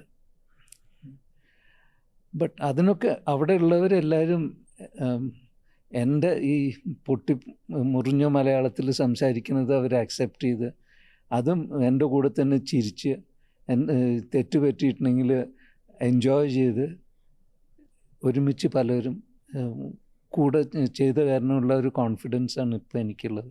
മലയാളത്തിൽ സംസാരിക്കാനും മലയാളത്തിൽ മിഷനെ കുറിച്ചോ മാസ്റ്ററെ കുറിച്ചോ സംസാരിക്കാനുള്ളൊരു ധൈര്യം തന്നത്. പിന്നെ ഇപ്പോൾ ഈയിടെ ഇപ്പം നമ്മൾ മാസ്റ്റർമാരെ സ്പീച്ചൊക്കെ കേൾക്കുമ്പോൾ എപ്പോഴും സ്ട്രൈക്ക് ചെയ്യുന്ന സംഗതിയാണ്, ബാബുജി ആയാലും മെസ്സേജസിലൊക്കെ പറയുന്നത് time is short, the way is long. അത് ആ ഒരു ഫ്രേസ് എങ്ങനെയാണ് ബ്രദർ കാണുന്നത്? എന്തുകൊണ്ടാണ് ടൈം ഷോർട്ട് എന്നും ജേണി ഈസ് ലോങ് എന്ന് നമ്മൾ പറയുന്നത് എപ്പോഴും? ഈ ടൈം ഷോർട്ട് എന്ന് പറയണത് വളരെ സിമ്പിളായിട്ടുള്ളൊരു കാര്യമാണ്. എന്നോട് ചോദിച്ചാൽ ഈ സംസാരിച്ചുകൊണ്ടിരിക്കുകയാണ് ഇപ്പോൾ നമ്മൾ. നെക്സ്റ്റ് സെക്കൻഡ് എന്താ സംഭവിക്കാൻ പോകണമെന്ന് നമുക്ക് ആർക്കൊന്നും അറിയാം. അപ്പോൾ നമുക്ക് ഈ ജീവിതത്തിൽ എന്തൊക്കെ ചെയ്യാൻ പറ്റുമോ മാക്സിമൈസ് ചെയ്ത് നമ്മുടെ ഗോളുണ്ട്, ആ ഗോള് ബാബുജി മാസ്റ്റേഴ്സൊക്കെ പറയുന്ന ആ ഗോള് ഈ ലൈഫിൽ തന്നെ നമുക്കത് സാധിക്കാൻ പറ്റിയാൽ, അച്ചീവ് ചെയ്യാൻ പറ്റിയാൽ അതിന് വേണ്ടിയിട്ട് നമ്മൾ ശ്രമിക്കില്ലേ എന്നുള്ളൊരു ചോദ്യമാണ് നമ്മുടെ മനസ്സിൽ എപ്പോഴും വേണ്ടത്. ഓക്കെ, നമുക്കിപ്പോൾ തന്നെ ചെയ്യാൻ ചെയ്യണ്ടേ എന്നുള്ളത് ആ ഒരു എർജൻസി നമ്മുടെ ഉള്ളിൽ തന്നെ നമ്മളത് കൊണ്ടുവരണം. ഓക്കെ, അത് കഴിഞ്ഞ് ഇനി നെക്സ്റ്റ് ലൈഫ് യൂട്ടിലൈസ് ചെയ്യാൻ പറ്റുമല്ലോ എന്ന് ആലോചിക്കുകയാണെങ്കിൽ നെക്സ്റ്റ് ലൈഫിൽ നമുക്ക് ഇതേ ഓപ്പർച്യൂണിറ്റി കിട്ടുമോ എന്ന് നമുക്കറിയില്ല. ഓക്കെ, അപ്പോൾ അങ്ങനെ നമ്മൾ ചിന്തിച്ച് നോക്കുമ്പോൾ നമുക്ക് ഇപ്പം തന്നെ ചെയ്യാൻ പറ്റുന്നത് എത്ര വേഗം ചെയ്യാൻ പറ്റുമോ അത് ചെയ്യണം എന്നുള്ള ആ ഒരു ഫീലിംഗ് നമ്മുടെ ഉള്ളിൽ തന്നെ വരികയാണ്.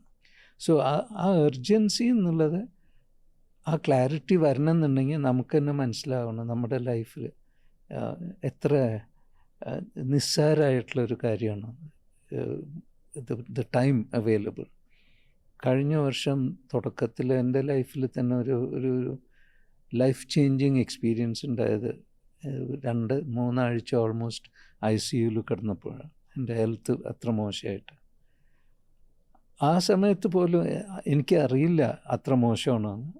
പുറത്ത് വന്നതിന് ശേഷം പിന്നെ സംസാരിക്കുമ്പോഴാണ് ഞാൻ തന്നെ മനസ്സിലാക്കുന്നത് ഇത്രയും സീരിയസ് ആയിരുന്നു എന്നുള്ള കാര്യം. ആ സമയത്ത് പോലും എനിക്കുണ്ടായിരുന്ന ഒറ്റ സപ്പോർട്ട് നമ്മുടെ പ്രാക്ടീസും, ആ ICUയിലുള്ളപ്പോഴും എനിക്ക് മെഡിറ്റേഷൻ, ക്ലീനിങ്, പ്രെയറൊക്കെ ചെയ്യാൻ പറ്റി. എനിക്ക് ആ ഒരു ഓപ്പർച്യൂണിറ്റി മാസ്റ്റേഴ്സ് തന്നത് വളരെ ഗ്രാറ്റിറ്റ്യൂഡോട് കൂടിയിട്ടാണ് ഞാൻ കാണുന്നത്.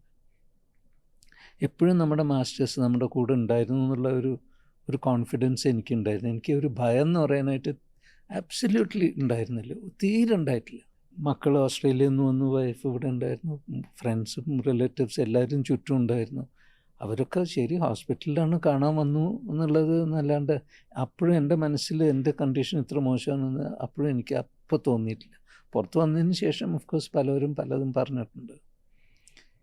ബട്ട് അതിനൊക്കെയുള്ള സപ്പോർട്ട് എനിക്ക് കിട്ടിയത് നമ്മുടെ മാസ്റ്റേഴ്സും നമ്മുടെ മിഷനും നമ്മുടെ മെത്തേഡാണ്, വേറെ ഒന്നും ഉണ്ടായിരുന്നില്ല. അപ്പോൾ അതിൽ നമ്മൾ ആലോചിച്ച് നോക്കുക, ഇപ്പോൾ അതിനെക്കുറിച്ച് ആലോചിച്ച് നോക്കുമ്പോൾ എനിക്ക് തോന്നുന്നത് അത്രേ ഉള്ളൂ ലൈഫ്. ആ സമയത്ത് തന്നെ ഐ കുഡ് ഹവ് ഗോൺ. എന്നിട്ട് നമുക്കിപ്പോൾ എന്താ ചെയ്യാൻ പറ്റിയിട്ടില്ല, ഇനിയും എത്ര ചെയ്യാനുണ്ട് നമുക്ക് എന്നുള്ളത് ആലോചിക്കുമ്പോൾ പിന്നെയാണ് നമ്മൾ ഈ സ്പിരിച്വൽ അനാറ്റമി എന്നുള്ള ബുക്ക് ഇറങ്ങിയതും മാസ്റ്റർ അതിന് മുമ്പ് തന്നെ ഈ യാത്രാ ഗാർഡൻ ക്രിയേറ്റ് ചെയ്തതും ടുവേർഡ്സ് ഇൻഫിനിറ്റി എന്നുള്ള ബുക്ക് നമ്മൾ വായിച്ചിട്ടുള്ളത്. ഇതൊക്കെ നമ്മൾ നോക്കുമ്പോൾ എത്ര ഉണ്ട് നമുക്ക് അച്ചീവ് ചെയ്യാനായിട്ട്. ആൻഡ് അതിൽ തന്നെ ബാബുജി പറയണത് it is as simple as turning from this side to this side അല്ലേ. ഇതൊക്കെ ആലോചിച്ച് നോക്കുമ്പോഴാണ് നമുക്ക് അതിൻ്റെ ഇത് മനസ്സിലാവുന്നത്. Life is short, goal is long, but it is achievable in this lifetime. ഈ ജീവിതത്തിൽ നമുക്ക് ചെയ്യാൻ പറ്റും എന്നുള്ള കോൺഫിഡൻസ് മാസ്റ്റർ തരുന്നത് അത് that is the strength that we have to utilize. ആ സ്ട്രെങ്ത് നമ്മൾ വെച്ചിട്ട്, ആ സ്റ്റേറ്റ്മെൻറ്റ് നമ്മൾ വെച്ച് നമ്മുടെ ഗോൾ ക്ലിയറായിട്ട് കാണാൻ പറ്റുകയാണെങ്കിൽ തീർച്ചയായിട്ടും നമുക്ക് എല്ലാവർക്കും ഇത് ചെയ്യാൻ പറ്റും. പ്രിസെപ്റ്റർ കാൻഡിഡേറ്റ് ട്രെയിനിങ് ഗ്രൂപ്പിലാണല്ലോ ബ്രദർ ഇപ്പോൾ ഉള്ളത്. ദാജിയുടെ സൈഡിൽ നിന്ന് എന്തെങ്കിലും ഗൈഡൻസ് യു കീപ് ഗെറ്റിംഗ്, അല്ലെങ്കിൽ അങ്ങനെ എന്തെങ്കിലും ഉണ്ടോ? അല്ലെങ്കിൽ നമ്മൾ ആ ഗ്രൂപ്പ് തന്നെയാണോ, ആ ടീം തന്നെയാണോ എല്ലാം പ്ലാൻ ചെയ്യുന്നതും എല്ലാം? ജനറലി ദാജി ഗൈഡൻസ് ഓവറോളായിട്ട് തരുള്ളൂ. ദാജി പറയും ഈ ബുക്സൊക്കെ പ്രിപ്പയർ ചെയ്യാനായിട്ട് അവരോട് പറയണം, അവരെ ടെസ്റ്റ് ചെയ്യണം, അവരെ ട്രെയിൻ ചെയ്യണം എന്നുള്ള ഗൈഡൻസ് മാസ്റ്റർ തരുന്നുള്ളൂ. ബട്ട് ബാക്കി എന്താ ചെയ്യേണ്ടതെന്നുള്ളതൊക്കെ നമ്മുടെ ടീം ചെയ്യുന്നതാണ്. ജനറലി എന്തെങ്കിലും പ്രത്യേക അഡ്വൈസ് വേണമെന്നുണ്ടെങ്കിൽ ദാജി എപ്പോഴും ഗൈഡ് ചെയ്യാനായിട്ടുണ്ട്. നമ്മളെന്ന് പറഞ്ഞാൽ ഇപ്പോൾ ആ ടീമിൽ ടീം ഹെഡ് ചെയ്യണ അവർ മാസ്റ്ററെ അപ്രോച്ച് ചെയ്യും, മാസ്റ്റർക്ക് ഇമെയിൽ അയക്കുക, മാസ്റ്ററെ കോൺടാക്റ്റ് ചെയ്താൽ we will get the guidance as required. ആ ആവശ്യത്തിനുള്ളത് അപ്പോൾ കിട്ടും. ബട്ട് നമ്മുടെ ടീമിൻ്റെ അപ്രോച്ച് എന്താണെന്ന് വെച്ചാൽ എത്ര പേരെ നമുക്ക് ഇതിൽ മുന്നോട്ട് കൊണ്ടുവരാൻ പറ്റും എന്നുള്ളതിൽ എത്രത്തോളം നമുക്ക് ശ്രമിക്കാൻ പറ്റും, എത്രത്തോളം നമ്മൾ സപ്പോർട്ട് ചെയ്യാൻ പറ്റും എന്നുള്ളതാണ് ഞങ്ങളുടെ ഉദ്ദേശം. ഓക്കെ. അപ്പോൾ ബട്ട് മാസ്റ്റർ തന്നെ ചില സമയത്ത് പറയും കുറച്ചും കൂടിയും സപ്പോർട്ട് ചെയ്യണം, കുറച്ചും കൂടി ഇമ്പ്രൂവ് ചെയ്യണം എന്നുള്ളത് പറഞ്ഞിട്ടുണ്ട്. ഒരു എക്സാമ്പിൾ പറയുകയാണെങ്കിൽ 60% ഉണ്ടായിരുന്നത് മാസ്റ്റർ ഡിസൈഡ് ചെയ്തു 60 പോരാ 75% വേണം.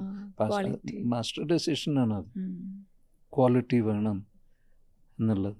അപ്പോൾ അങ്ങനെയുള്ളതൊക്കെ മാസ്റ്റർ ഗൈഡൻസ് കറക്റ്റായിട്ട് തരും ചെയ്യും. ബട്ട് ബാക്കിയുള്ളതൊക്കെ നമ്മൾ ഡിസൈഡ് ചെയ്യണം. ഒരു അഭ്യാസി പ്രിസെപ്റ്റർ ആവാൻ ഉള്ള പ്രിപ്പറേഷൻ ഇപ്പോൾ എല്ലാം സെൽഫ് നോമിനേഷൻ. അപ്പോൾ അഭ്യാസികൾക്ക് ഇപ്പോൾ പ്രിസെപ്റ്റർ ആവണമെന്നുണ്ടെങ്കിൽ അവർക്ക് എങ്ങനെയാണ് അത് പ്രിപ്പയർ ചെയ്യുക അവർ സ്വയം? ഇത് വളരെ ഇൻട്രസ്റ്റിംഗ്, വളരെ ഇമ്പോർട്ടൻറ്റ് ക്വസ്റ്റ്യനാണ്, ചോദ്യമാണത്. ആൻഡ് എന്നോട് ചോദിക്കുകയാണെങ്കിൽ ഒരു അഭ്യാസി ആ സെൽഫ് നോമിനേഷന് ഇറങ്ങുന്നതിന് മുമ്പ് തന്നെ കുറച്ച് നേരം മെഡിറ്റേറ്റ് ചെയ്തൊന്ന് നോക്കണം, എന്തിനാണ് ഞാൻ പ്രിസെപ്റ്റർ ആവണേ എന്ന് തന്നെത്താൻ മെഡിറ്റേറ്റ് ചെയ്ത് നമുക്ക് ഉള്ളിൽ നിന്ന് ആൻസർ വരണം. ഈ പ്രിസെപ്റ്റർ ആവണത് ഒരു പ്രൊമോഷനായിട്ട് കാണുകയാണോ? പ്രിസെപ്റ്റർ ആവാണ്ട് എനിക്ക് ചെയ്യാൻ പറ്റുമോ? ഞാൻ പ്രിസെപ്റ്റർ ആയത് കാരണം അതുകൊണ്ട് എന്താണ് പൊതുവെ ബെനിഫിറ്റ് കിട്ടാൻ പോണേ, എനിക്ക് എന്താണ് അതിൻ്റെ ബെനിഫിറ്റ് കിട്ടാൻ പോണേ? ഞാൻ പ്രിസെപ്റ്റർ ആയത് കാരണം എനിക്ക് ചുറ്റുമുള്ളവർക്ക് ബെനിഫിറ്റ് എങ്ങനെയാണ് എനിക്ക് കോൺട്രിബ്യൂട്ട് ചെയ്യാൻ പറ്റുന്നത്? ഞാൻ ചെയ്യുന്ന സാധന മുടങ്ങാണ്ട് ഞാൻ പ്രിസെപ്റ്റർ ആയതിന് ശേഷം പ്രിസെപ്റ്റർ വർക്കും കൂടിയും ചേർന്ന് കമ്പൈൻ ചെയ്യുമ്പോൾ എനിക്ക് അതിനുള്ള സമയം കിട്ടുമോ? ഇങ്ങനെ ചില ചോദ്യങ്ങൾ നമ്മുടെ ഉള്ളിൽ നിന്ന് തന്നെ നമുക്ക് ആൻസർ കിട്ടണം.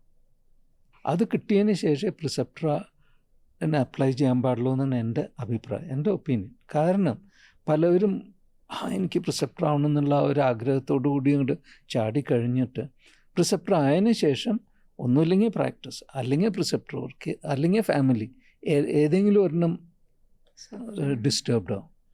മോശമാവുന്നല്ല പറയണേ, ഡിസ്റ്റർബ്ഡ് ആവും. അത് കഴിഞ്ഞ് പിന്നെ അത് ബാലൻസ് ചെയ്യാനായിട്ടൊരു സ്ട്രഗിളാണ്. Okay. So it is a process. എല്ലാവർക്കും എല്ലാം ഒരുമിച്ച് ചെയ്യാൻ പറ്റുമെന്ന് ഞാൻ പറയുന്നില്ല. ബട്ട് അതിന് റെഡി ആവണം. അപ്പോൾ ഇതിന് തന്നെ നമ്മുടെ പ്രോസസ്സിൽ തന്നെ ചില കാര്യങ്ങൾ നമ്മൾ പറയുന്നുണ്ട്. ഫാമിലിയുടെ കൺസെൻറ്റ് ഉണ്ടോ, ഹസ്ബൻഡിൻ്റെയോ വൈഫിൻ്റെയോ സമ്മതമുണ്ടോ, അച്ഛൻ്റെയോ അമ്മയുടെയോ സമ്മതമുണ്ടോ, കല്യാണം കഴിയാത്തവരാണെങ്കിൽ നിങ്ങൾക്ക് സമയമുണ്ടോ. നിങ്ങൾക്ക് സമയമില്ലെങ്കിൽ നിങ്ങൾ ഇതെടുക്കേണ്ട ആവശ്യമില്ല, വോളണ്ടറി വർക്ക് ചെയ്താൽ പോരെ എന്നുള്ളതൊക്കെ നമ്മൾ ചോദിക്കും. നമ്മുടെ ടീം ഫെസിലിറ്റേറ്റേഴ്സൊക്കെ ഉള്ളവർ ഇതിനെക്കുറിച്ച് സംസാരിക്കാറുണ്ട്. ഓക്കെ, അതിന് ഉത്തരം കിട്ടി എനിക്ക് ചെയ്യാൻ കഴിയും, എനിക്ക് ചെയ്യണം എന്നുള്ള ഒരു സ്ട്രെങ്ത്ത് കിട്ടുക. ഇത് പ്രൊമോഷനായിട്ടല്ല ഞാൻ കാണുന്നത്. പ്രിസെപ്റ്റർ ആവണത് എൻ്റെ തലയിലൊരു സ്പെഷ്യൽ തൊപ്പി വെച്ചുകൊണ്ട് നടക്കാൻ പോവല്ല എന്നുള്ളത് ക്ലാരിറ്റി ഉണ്ടെങ്കിൽ തീർച്ചയായിട്ടും പ്രിസെപ്റ്റർ ആവാനായിട്ട് നിങ്ങൾ ശ്രമിക്കണം. കാരണം പ്രിസെപ്റ്റർ ആയിക്കഴിഞ്ഞാൽ കുറേ നമുക്ക് മാസ്റ്റർ വർക്ക് ചെയ്യാൻ പറ്റും. There is no doubt about that. And സന്തോഷത്തോടു കൂടി നമുക്കത് ചെയ്യാൻ പറ്റുന്ന കാൻഡിഡേറ്റ്സിനെ ഞങ്ങൾ വെൽക്കം ചെയ്യണം. ഓക്കെ, അവർക്ക് വേണ്ടത്ര സപ്പോർട്ട് കൊടുക്കാൻ ഞങ്ങളുടെ ടീമിലുള്ളവർ എല്ലാവരും റെഡിയാണ്. ഓക്കെ, അത് കഴിഞ്ഞ് പ്രിപ്പയർ ചെയ്യേണ്ടത് വളരെ സിമ്പിളാണ്. മാസ്റ്റർ പറഞ്ഞിട്ടുള്ളത് സ്വന്തം അഭ്യാസം, ഇൻറ്റൻസ് അഭ്യാസിയാവണം. അപ്പോൾ നമ്മുടെ പ്രാക്ടീസ്, നമ്മുടെ meditation, cleaning, prayer and all the associated practices, ഇതെല്ലാം നമ്മൾ സ്ട്രെങ്തൻ ചെയ്യാൻ നോക്കണം. സോ വൺ ബൈ വൺ നമ്മളത് ചെയ്ത് ശരിയാക്കണം. നമ്പർ 2, റീഡിങ്, ബുക്സ് വായിക്കലും. ടെസ്റ്റിൻ്റെ പേടി വേണ്ടാന്ന്, ആവശ്യമില്ലാത്തൊരു പേടിയാണ് ഈ ടെസ്റ്റിൽ. എനിക്ക് അയ്യോ ഇത് ക്ലിയർ ചെയ്യാൻ പറ്റുമോ? തീർച്ചയായിട്ടും പറ്റും. കാരണം നമ്മൾ ചോദിക്കുന്ന ക്വസ്റ്റ്യൻസ് വളരെ സ്ട്രെയിറ്റ് ഫോർവേഡാണ്. ഒന്നും കൺഫ്യൂഷനുള്ള ക്വസ്റ്റ്യൻസ് ഒന്നും ഉണ്ടാവില്ല. പേടി കാരണമാണ് പലരും ക്ലിയർ ചെയ്യാത്തത്. ഓക്കെ, സോ അതിനെക്കുറിച്ച് വറി ചെയ്യാനൊന്നുമില്ല. അതിനെക്കുറിച്ച് പേടിയുള്ളവർ ഞങ്ങളുടെ ടീം മെമ്പേഴ്സിനെ കോൺടാക്ട് ചെയ്ത് അവർ തന്നെ സപ്പോർട്ട് ചെയ്യും. എങ്ങനെ വേണ്ടത് സപ്പോർട്ട് ചെയ്ത് തരും. ബട്ട് ബുക്സ് വായിക്കണം. ബുക്സ് വായിച്ചിരിക്കണമെന്ന് ദാജിയുടെ ഒരു ക്ലിയർ കട്ട് ഇൻസ്ട്രക്ഷനാണ്. അപ്പോൾ ഇത് രണ്ടും, പിന്നുള്ളത് മോഡ്യൂൾസും അതും ഇതൊക്കെയാണ്. അതൊക്കെ ഒരു പ്രൊസീജിയർ പോലെയുള്ളൂ. വേറെ പേടിച്ച് എന്താ പറയുക, വറി ചെയ്യാനുള്ള ഒരു കാരണമില്ല അതിനൊന്നും. വില്ലിങ്നെസ്, ഇൻട്രസ്റ്റ്, ഇത് രണ്ടും ഉണ്ടെങ്കിലും കാര്യം നടക്കും. പിന്നെ ദാജിയും പലപ്പോഴും പറയണ കേട്ടുള്ളത്, പ്രിസെപ്റ്റർ ആയിക്കഴിഞ്ഞാൽ അവരുടെ പ്രോഗ്രസ് നോർമലി അവർ പറയാറുണ്ട്, മാസ്റ്റേഴ്സ് അങ്ങനെയാണ് കാണുന്നത് അത്ര പൊതുവെ. പ്രിസെപ്റ്റേഴ്സ് ആയിക്കഴിഞ്ഞാൽ അവരുടെ പ്രോഗ്രസ് സംഭവം സ്റ്റോപ്പ് ചെയ്യണ പോലെയുള്ള ഒരു ടെൻഡൻസി. അതെന്തുകൊണ്ടാണ് അങ്ങനെ വരുന്നത്? ശരിയാണ്, അത് മാസ്റ്റേഴ്സ് പറയണതിൽ അർത്ഥമുണ്ടെന്നുള്ളത് നമ്മൾ ഓരോ പ്രിസെപ്റ്ററും നമ്മൾ തന്നെ നമ്മുടെ പ്രാക്ടീസിനെ കുറിച്ചും നമ്മുടെ ആറ്റിറ്റ്യൂഡിനെ കുറിച്ചും ആലോചിച്ച് നോക്കിയാൽ നമുക്ക് ഉത്തരം നമ്മുടെ ഉള്ളിൽ നിന്ന് തന്നെ കിട്ടും. ഓക്കെ, ഒരു പ്രിസെപ്റ്റർ ആയതിനു ശേഷം നമ്മൾ എത്രത്തോളം ഇൻട്രസ്റ്റ് എടുത്ത് ചെയ്യുന്നുണ്ട്, എത്രത്തോളം നമ്മുടെ പ്രാക്ടീസ് മാറിയിട്ടുണ്ട്, ഇമ്പ്രൂവ്മെൻ്റ് ഉണ്ടോ അതെയോ കുറഞ്ഞിട്ടുണ്ടോ, പ്രിസെപ്റ്റർ വർക്കിന് നമ്മൾ സമയം കൊടുക്കുന്നുണ്ടോ, അതോ പ്രിസെപ്റ്റർ ആയി എന്ന് പറഞ്ഞിട്ട് ബാഡ്ജ് ഇട്ടുകൊണ്ട് നടക്കുകയാണോ. അപ്പോൾ ഇതൊക്കെ നമ്മൾ നമ്മുടെ ലൈഫിൽ നോക്കുകയാണെങ്കിൽ നമുക്ക് തന്നെ അതിൻ്റെ ഉത്തരം കിട്ടും. ഞാനായിട്ട് എക്സ്പ്ലെയിൻ ചെയ്യാനായിട്ട് അതിൻ്റെ ഒരു ആവശ്യമില്ല തോന്നുന്നു എനിക്ക്. കാരണം ഇത് ഓരോ പ്രിസെപ്റ്ററും സ്വന്തമായിട്ട് ഇൻട്രോസ്പെക്റ്റ് ചെയ്ത് നമ്മുടെ പ്രോഗ്രസ്സിനെ കുറിച്ച് ചിന്തിച്ച് നോക്കിയാൽ നമുക്ക് ഉത്തരം തീർച്ചയായിട്ടും കിട്ടും. ബ്രദർ, ഇത്ര നാളായല്ലോ ഇപ്പോൾ ഹാർട്ട്ഫുൾനെസ് പരിശീലനം തുടങ്ങിയിട്ട് ഇപ്പോൾ ഏകദേശം 20 വർഷങ്ങളിൽ കൂടുതലായി. എന്തെല്ലാം, അല്ലെങ്കിൽ 1-2 ഗുണങ്ങൾ അങ്ങ് അനുഭവിച്ച ഏതെങ്കിലും 1-2 ഗുണങ്ങൾ നമ്മൾ കേൾക്കുന്നവർക്ക് വേണ്ടി പറയാൻ പറ്റും? ഓക്കെ, ഗുണങ്ങളെന്ന് പറയാൻ കുറേ ഉണ്ട്. 2 വിധത്തിൽ നോക്കാം. ഒന്ന്, ഒരു ഫിസിക്കൽ സെൻസിൽ, ദാറ്റ് ഈസ് ഒരു നോർമൽ ജീവിതത്തിൽ ഗുണങ്ങൾ പറയുകയാണെങ്കിൽ, ഒന്ന് കൺവിക്ഷൻ എന്ന് പറഞ്ഞാൽ ബോധ്യത. ഓക്കെ, നെക്സ്റ്റ് ഒരു കോൺഫിഡൻസ് എന്ന് വെച്ചാൽ ആത്മവിശ്വാസം, അതന്നെ. ഓക്കെ, ആൻഡ് മൂന്നാമത്തെ പറയുകയാണെങ്കിൽ ക്ലാരിറ്റി, വ്യക്തത. ഈ ഈ കാര്യങ്ങളിൽ വളരെ വളരെ വ്യത്യാസം എനിക്ക് തോന്നിയിട്ടുണ്ട്. അത് ഇത്രയും വർഷം ഓരോന്ന് ഈ മെഡിറ്റേഷനും ഈ ക്ലീനിങ്ങും നമ്മുടെ ഈ പരിശീലനങ്ങളും ഓരോന്ന് ചെയ്യുമ്പോൾ അതിൽ നിന്ന് കിട്ടുന്ന ചില സിമ്പിളായിട്ടുള്ള ബെനിഫിറ്റ്സാണ് ഞാൻ ഗുണങ്ങളാണ് ഇപ്പോൾ ഞാൻ എടുത്ത് പറഞ്ഞത്. കുറേയും കൂടി ഉണ്ട് പറയാനായിട്ട്, ബട്ട് അതെല്ലാം പറയുന്നതിന് പകരം ഈ 3 വളരെയധികം എന്നെ ബെനിഫിറ്റ് ചെയ്തിട്ടുണ്ടെന്ന് പറയാൻ പറ്റും.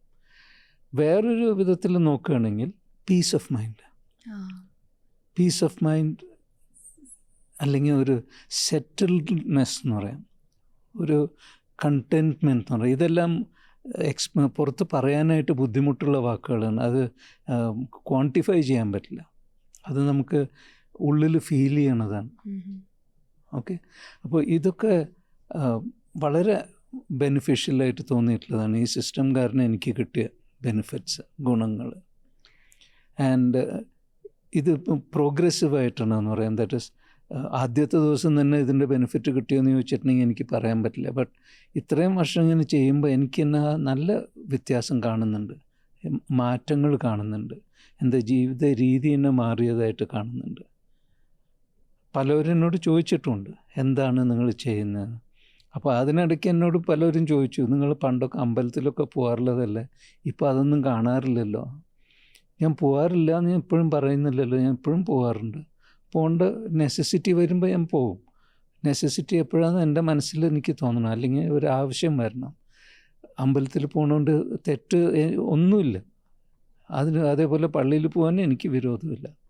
ബട്ട് ആ ഒരു കൺവിക്ഷൻ, നമ്മൾ പുറത്ത് തേടുന്ന എന്താണോ അതെനിക്ക് അകത്ത് തന്നെ കാണാൻ പറ്റും, അനുഭവിക്കാൻ പറ്റുന്നുള്ള ആ ഒരു ആത്മവിശ്വാസം വന്നതോടുകൂടി അമ്പലത്തിൽ പോയാലും ശരി, പോയില്ലെങ്കിലും ശരി, പള്ളിയിലോ വേറെ റിലീജിയസ് ആയിട്ടുള്ള ഒരു എസ്റ്റാബ്ലിഷ്മെൻറ്റിൽ പോയാലും പോയില്ലെങ്കിലും എനിക്ക് എവിടെ ഇരുന്നാലും എപ്പോഴും എനിക്ക് ആ കണക്ട് ചെയ്യാൻ, ഉള്ളിൽ കണക്ട് ചെയ്യാൻ പറ്റുന്ന ഒരു ശക്തി കിട്ടിയ പോലെയാണ് എനിക്ക് ഈ സിസ്റ്റത്തിൽ നിന്ന് കിട്ടിയൊരു ബെനിഫിറ്റ്. ഈ 3 കാര്യങ്ങൾ പറഞ്ഞല്ലോ, അത് നമ്മളെ നിത്യജീവിതത്തിൽ ആണോ ബ്രദറിന് അനുഭവപ്പെട്ടിട്ടുള്ളത്? അതായത് ഓരോ നിമിഷവും ചിലപ്പോൾ നമുക്ക് ഇതെല്ലാം ആവശ്യമുണ്ടാവും. ഇതൊക്കെ എങ്ങനെയാണെന്ന് വെച്ചാൽ നമുക്ക് എപ്പോൾ അതിൻ്റെ ആവശ്യമുണ്ടോ ആ സമയത്ത് നമുക്കത് ഓട്ടോമാറ്റിക്കലി അകത്തുനിന്ന് നമുക്കത് ഫീൽ ചെയ്യാൻ പറ്റും. ഇപ്പോൾ കാരണം നമ്മൾ ഹാർട്ട്ഫുൾനെസ് പ്രത്യേകിച്ച് നമ്മളെ പ്രാക്ടീസ് ചെയ്യുന്നവരെല്ലാവരും സാധാരണ ജീവിതം നയിക്കുന്നവരാണല്ലോ. അപ്പോൾ അവർക്ക് പല ഘട്ടത്തിൽ ഇപ്പോൾ വിദ്യാഭ്യാസപരമായും തൊഴിൽപരമായും ബിസിനസ് സംബന്ധമായിട്ട് ഒക്കെ തീരുമാനങ്ങൾ എടുക്കണം. ആ സമയത്തൊക്കെ ഈ ഒരു ധ്യാന പരിശീലനം ഒരുപക്ഷെ സഹായിച്ചേക്കാം. തീർച്ചയായിട്ടും സഹായിക്കും. ബട്ട് അതിനു വേണ്ടി നമുക്ക് അതിൽ നമ്മൾ എത്രത്തോളം പ്രാക്ടീസ് ചെയ്യുന്നു, എത്രത്തോളം നമ്മൾ ശ്രമിക്കുന്നോ അത്രത്തോളം നമുക്കത് ബെനിഫിറ്റ് കിട്ടും. നമ്മൾ ഒരു ഹാഫ് ഹാർട്ടഡായിട്ട്, ഒരു ഫുൾ ഇൻട്രസ്റ്റ് ഇല്ലാണ്ട് ഇതും ചെയ്യുന്നു മറ്റതും ചെയ്യുന്നു എന്നുള്ള പോലെ ഒരു കാഷ്വൽ അപ്രോച്ച് ആകുമ്പോൾ നമുക്ക് കിട്ടുന്ന ബെനിഫിറ്റും ഗുണങ്ങളും കാഷ്വലായിട്ട് തന്നെ ഉണ്ടാവുള്ളൂ. ബട്ട് എത്രത്തോളം നമ്മൾ ഫുൾ കോൺഫിഡൻസോട് കൂടിയിട്ട് ചെയ്യുന്നു അത്രത്തോളം നമുക്കതിൻ്റെ ബെനിഫിറ്റ് കിട്ടുന്ന ഉറപ്പാണ്. തീർത്ത് പറയാം. ഞാൻ ഒരു പ്രോഗ്രാമിന് ഞാൻ പോയ സമയത്ത്, ഞാൻ പല സ്ഥലത്തും പ്രോഗ്രാംസ് ചെയ്യുന്നതിൻ്റെ ഇടയിൽ ഒരിക്കൽ അവരെന്നോട് ചോദിച്ചു, നിങ്ങൾ എത്രയാണ് ഇതിനൊക്കെ ചാർജ് ചെയ്യണമെന്ന് ചോദിച്ചു, ഹാർട്ട്ഫുൾനെസ്സിൻ്റെ പ്രോഗ്രാം ചെയ്യുന്നത്. ഞാൻ പറഞ്ഞു, ഹാർട്ട്ഫുൾനെസ്സിൻ്റെ പ്രോഗ്രാമിന് നമ്മൾ ചാർജ് ചെയ്യുന്നില്ല, നമ്മൾ നമ്മുടെ എക്സ്പീരിയൻസ് ഷെയർ ചെയ്യാൻ മാത്രമേ വരുന്നുള്ളൂ. അതങ്ങനെയാണ്, അങ്ങനെയൊന്നും പറ്റില്ലല്ലോ എന്ന് അവർ തിരിച്ചെന്നോട് ചോദിച്ചു. അപ്പോൾ എൻ്റെ മനസ്സിൽ എനിക്ക് തോന്നിയ ഒരു കാര്യം ഞാൻ ഷെയർ ചെയ്തത് ഞാൻ നിങ്ങളായിട്ട് ഷെയർ ചെയ്യണം. നമ്മളൊരു നല്ലൊരു റെസ്റ്റോറൻറ്റിൽ പോയിട്ടൊരു ആഹാരം കഴിക്കുകയാണെങ്കിൽ അത് കഴിഞ്ഞ് പുറത്ത് വരുമ്പോൾ നമ്മൾ എന്താണ് ചെയ്യുക? നിങ്ങളത് വേറെ നിങ്ങളുടെ ഫ്രണ്ട്സോ റിലേറ്റീവ്സോ ആയിട്ട് ഷെയർ ചെയ്യുമോ? തീർച്ചയായിട്ടും നമുക്ക് ഇഷ്ടമായ കാര്യം നമ്മളെല്ലാവരും ഷെയർ ചെയ്യും. അതേപോലെ നമ്മളൊരു നല്ല സിനിമയ്ക്ക് പോവാണ്, നല്ല സിനിമ കണ്ട് തിരിച്ചു വന്നു കഴിഞ്ഞാൽ നമ്മൾ ഷെയർ ചെയ്യുമോ? സിനിമ കണ്ട് ഇഷ്ടമായി, നിങ്ങളും പോയി കാണണം എന്ന് പറയുമോ? തീർച്ചയായിട്ടും പറയും. എന്തുകൊണ്ടാണ് അത് നമ്മൾ ചെയ്യുന്നത്? നമുക്ക് കിട്ടിയൊരു ഗുണമല്ല, സന്തോഷം ഷെയർ ചെയ്യാൻ വേണ്ടി. ഓക്കെ, അത് അങ്ങനെ ചെയ്യുമ്പോൾ നിങ്ങൾക്ക് ആ പ്രൊഡ്യൂസർ വല്ല കാശ് തരുന്നുണ്ടോ? ഇല്ല, ഫ്രീ അല്ലേ ഇത് നമുക്ക്. കാരണം നമുക്ക് സന്തോഷകരമായിട്ടുള്ളൊരു കാര്യം, നമുക്ക് ബെനിഫിറ്റ് കിട്ടിയ ഒരു കാര്യം നമ്മൾ വേറൊരാളായിട്ട് ഷെയർ ചെയ്യാനായിട്ട് നമുക്ക് അതിന് കാശോ ബെനിഫിറ്റോ ഒന്നും തരേണ്ട ആവശ്യമില്ല. ബട്ട് ഇത് നമ്മൾ ഫ്രീ ആയിട്ട്, നമ്മൾ ഹാപ്പി ആയിട്ട് നമ്മൾ ഷെയർ ചെയ്യണം. അങ്ങനെയാണ് എൻ്റെ ചിന്തയിൽ ഈ ഹാർട്ട്ഫുൾനെസ് പ്രോഗ്രാം തന്നെ പുരോഗമിക്കുന്നത്, ദാറ്റ് ഈസ് പ്രോഗ്രസീവ് ആവുന്നത്. ഓക്കെ, നമ്മൾ ഷെയർ ചെയ്യും. ആൻഡ് അതിനെക്കുറിച്ച് സംസാരിക്കാനായിട്ട് എനിക്ക് എപ്പോഴും സന്തോഷമേ ഉള്ളൂ. കാരണം എനിക്ക് അത്രത്തോളം ബെനിഫിറ്റ് കിട്ടിയത് കാരണം ഞാൻ 4 പേരോട് പറയാനായിട്ട് എനിക്ക് ഒരു മടിയില്ല. ആരും എനിക്ക് അതിന് റിവാർഡ് തരേണ്ട ഒരു ആവശ്യമില്ല. ഓക്കെ, സോ എൻ്റെ ഒരു സജഷൻ പറയുകയാണെങ്കിൽ, നമ്മളിൽ പ്രാക്ടീസ് ചെയ്യുന്നവർ ആരായാലും ശരി, നിങ്ങൾക്ക് കിട്ടിയ ബെനിഫിറ്റ് നിങ്ങൾ എത്രത്തോളം പ്രാക്ടീസ് ചെയ്യുന്നു അത്രത്തോളം നിങ്ങൾക്ക് ഗുണം കിട്ടും. ആ ഗുണം കിട്ടിയത് നിങ്ങൾ 4 പേരോട് ഷെയർ ചെയ്യാൻ, സന്തോഷമായിട്ട് ഷെയർ ചെയ്യണം എന്ന് എനിക്കൊരു റിക്വസ്റ്റ് ഉള്ളൂ എല്ലാവരോടും.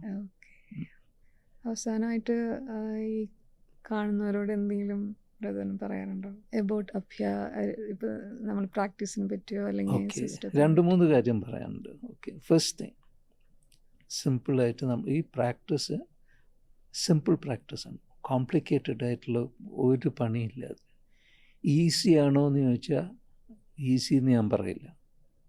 ഓക്കെ, ഈസി അല്ല, ബട്ട് സിമ്പിളാണ്. സിമ്പിളായിട്ടുള്ള പ്രാക്ടീസ് നമ്മളാണ് കോംപ്ലിക്കേറ്റ് ചെയ്യണം. സോ നമ്മളത് കോംപ്ലിക്കേറ്റ് ചെയ്യാണ്ട് പറഞ്ഞ രീതിയിൽ, അതും ദാജി ഇപ്പോൾ പുതിയ മെത്തേഡ്സിലും guided relaxation, guided meditation, guided cleaning, prayer, എല്ലാത്തിനും നല്ലപോലെ ഗൈഡൻസ് ഉണ്ട്. അപ്പോൾ നമ്മൾ സിമ്പിളായിട്ട് അത് ഫോളോ ചെയ്താൽ മാത്രം മതി. പിന്നെയും ദാജി പറയുന്നത് നമ്മുടെ ആറ്റിറ്റ്യൂഡാണ്. ഓക്കെ, നമ്മൾ എന്തിനാ ചെയ്യുന്നത് എന്നുള്ളത് നമ്മൾ മനസ്സിലാക്കിയിട്ട് നമ്മൾ ചെയ്താൽ ഈ ഇതിൽ യാതൊരു ബുദ്ധിമുട്ടുമില്ല. ആ സിംപ്ലിസിറ്റി നമുക്ക് മെയിൻറ്റെയിൻ ചെയ്തുകൊണ്ട് പോകാൻ പറ്റും. ഓക്കെ, സോ നമ്മുടെ പ്രാക്ടീസ് നമ്മൾ സിൻസിയറായിട്ട് ചെയ്യുകയാണെങ്കിൽ അതിൻ്റെ റിസൾട്ട് നമ്മുടെ ജീവിതത്തിൽ നമുക്ക് തന്നെ അനുഭവിക്കാൻ പറ്റും. പലവരും പല തിയറി പറഞ്ഞു തരും. തിയറി പറഞ്ഞു തന്നിട്ട് ആ തിയറി കേട്ട് നമ്മൾ ഇരിക്കേണ്ടതിൽ സന്തോഷിക്കേണ്ട ഒരു സിറ്റുവേഷൻ അല്ല. നമ്മൾ ചെയ്ത് നമ്മൾ അനുഭവിച്ചോ എന്നുള്ളതാണ് നമ്മൾ നോക്കുന്നത്. നമ്മൾ അനുഭവിച്ചിട്ടില്ലെങ്കിൽ എന്തുകൊണ്ടാണ് എന്നുള്ളത് നമുക്ക് തന്നെ മനസ്സിലാവാൻ പറ്റണം. ഉദാഹരണത്തിന്, നമ്മൾ ജിമ്മിൽ പോവണം. ഓക്കെ, അവിടെ പോയിട്ട് അവർ പറയണ ഇന്ന എക്സസൈസ് ചെയ്താൽ ഇന്ന ബെനിഫിറ്റ് കിട്ടുമെന്ന് പറയുന്നു. ഓക്കെ, നമ്മൾ 2 ദിവസം കഴിഞ്ഞിട്ട് നമ്മൾ ചെക്ക് ചെയ്ത് നോക്കിയാൽ അതിൻ്റെ റിസൾട്ട് ഉണ്ടാവുമോ? ഇല്ല. അതിന് അത് സമയം കൊടുക്കണം. ഓക്കെ, 3 മാസം കഴിഞ്ഞിട്ടും നമ്മൾ നോക്കിയിട്ട് ഒരു വ്യത്യാസം ഇല്ല എന്ന് പറയുകയാണെങ്കിൽ നമുക്ക് തന്നെ മനസ്സിലാവണം, ഒന്നുമില്ലെങ്കിൽ ആ പറഞ്ഞ രീതി മെത്തേഡ്സ് ശരിയല്ല, അതല്ലെങ്കിൽ നമ്മൾ പറഞ്ഞ പോലെ നമ്മൾ ചെയ്യുന്നില്ല. ഏതാണ് നമ്മൾ നോക്കണം. നമ്മുടെ കൂടെ വന്നവരൊക്കെ അത് ചെയ്തിട്ടുണ്ട്, അവരുടെ മസിൽസ് ഇമ്പ്രൂവ് ചെയ്തിട്ടുണ്ട്, സ്റ്റാമിന ഇമ്പ്രൂവ് ചെയ്തിട്ടുണ്ട്. എൻ്റെ ശരിയായിട്ടില്ല എന്ന് പറഞ്ഞാൽ നമ്മളതിന്ന് മനസ്സിലാക്കേണ്ടത് ഞാൻ ചെയ്യേണ്ട പോലെ ചെയ്തിട്ടില്ല എന്നുള്ളതാണ്. സിമ്പിൾ. അപ്പോൾ ഇത്രയും നമ്മൾ മനസ്സിലാക്കി എടുത്തു കഴിഞ്ഞാൽ നമുക്ക് തന്നെ ഒരു കോൺഫിഡൻസും ഒരു ഇൻട്രസ്റ്റും വരും. നമ്പർ 1. സോ അത് നമ്മുടെ പ്രാക്ടീസിനെ കുറിച്ച്. പിന്നൊന്ന് ഈ പ്രിസെപ്റ്റർ കാൻഡിഡേറ്റ്സിനെ കുറിച്ചിട്ടുള്ളതാണ്. അതിനെക്കുറിച്ച് എനിക്ക് സംസാരിക്കാനുള്ളത് ഇത്രയേ ഉള്ളൂ. എല്ലാവർക്കും ഒരു കോൺഫിഡൻസ് വേണം. ഏത് കാൻഡിഡേറ്റായിട്ടും നമ്മൾ സെൽഫ് നോമിനേഷൻ സ്കീമിൽ വരികയാണെങ്കിലും ശരി, മറ്റേ ഡയറക്റ്റ് നോമിനേറ്റഡ് സ്ട്രീമിൽ വരികയാണെങ്കിലും, ദാറ്റ് ഇസ് ZC അല്ലെങ്കിൽ സെൻട്രൽ കോർഡിനേറ്റർ നോമിനേറ്റ് ചെയ്ത് അങ്ങനെ വരുന്നവരായാലും ശരി, എന്തിനാണ് എന്നുള്ളത് നമ്മൾ ആദ്യം മനസ്സിലാക്കിയിട്ട് ആ ഒരു ക്ലാരിറ്റി കിട്ടിയതിന് ശേഷം ഇതിൽ പ്രൊസീഡ് ചെയ്യാൻ പാടുള്ളൂ. അതിലേക്ക് ഇറങ്ങിക്കഴിഞ്ഞാൽ പിന്നെ ഫുൾ ഫോക്കസോട് കൂടിയിട്ട് അതിൽ വരികയാണെങ്കിൽ നിങ്ങൾക്ക് തീർച്ചയായിട്ടും സക്സസ്ഫുള്ളായിട്ട് ഇത് കംപ്ലീറ്റ് ചെയ്യാൻ പറ്റും. അതിന് വേണ്ടത്ര സപ്പോർട്ട് നമ്മുടെ ടീമിലുള്ള എല്ലാവരും നിങ്ങൾക്ക് സപ്പോർട്ട് ചെയ്യാനുണ്ടാവും എന്നുള്ള ഒരു കോൺഫിഡൻസ് നിങ്ങൾക്ക് എല്ലാവർക്കും വേണം.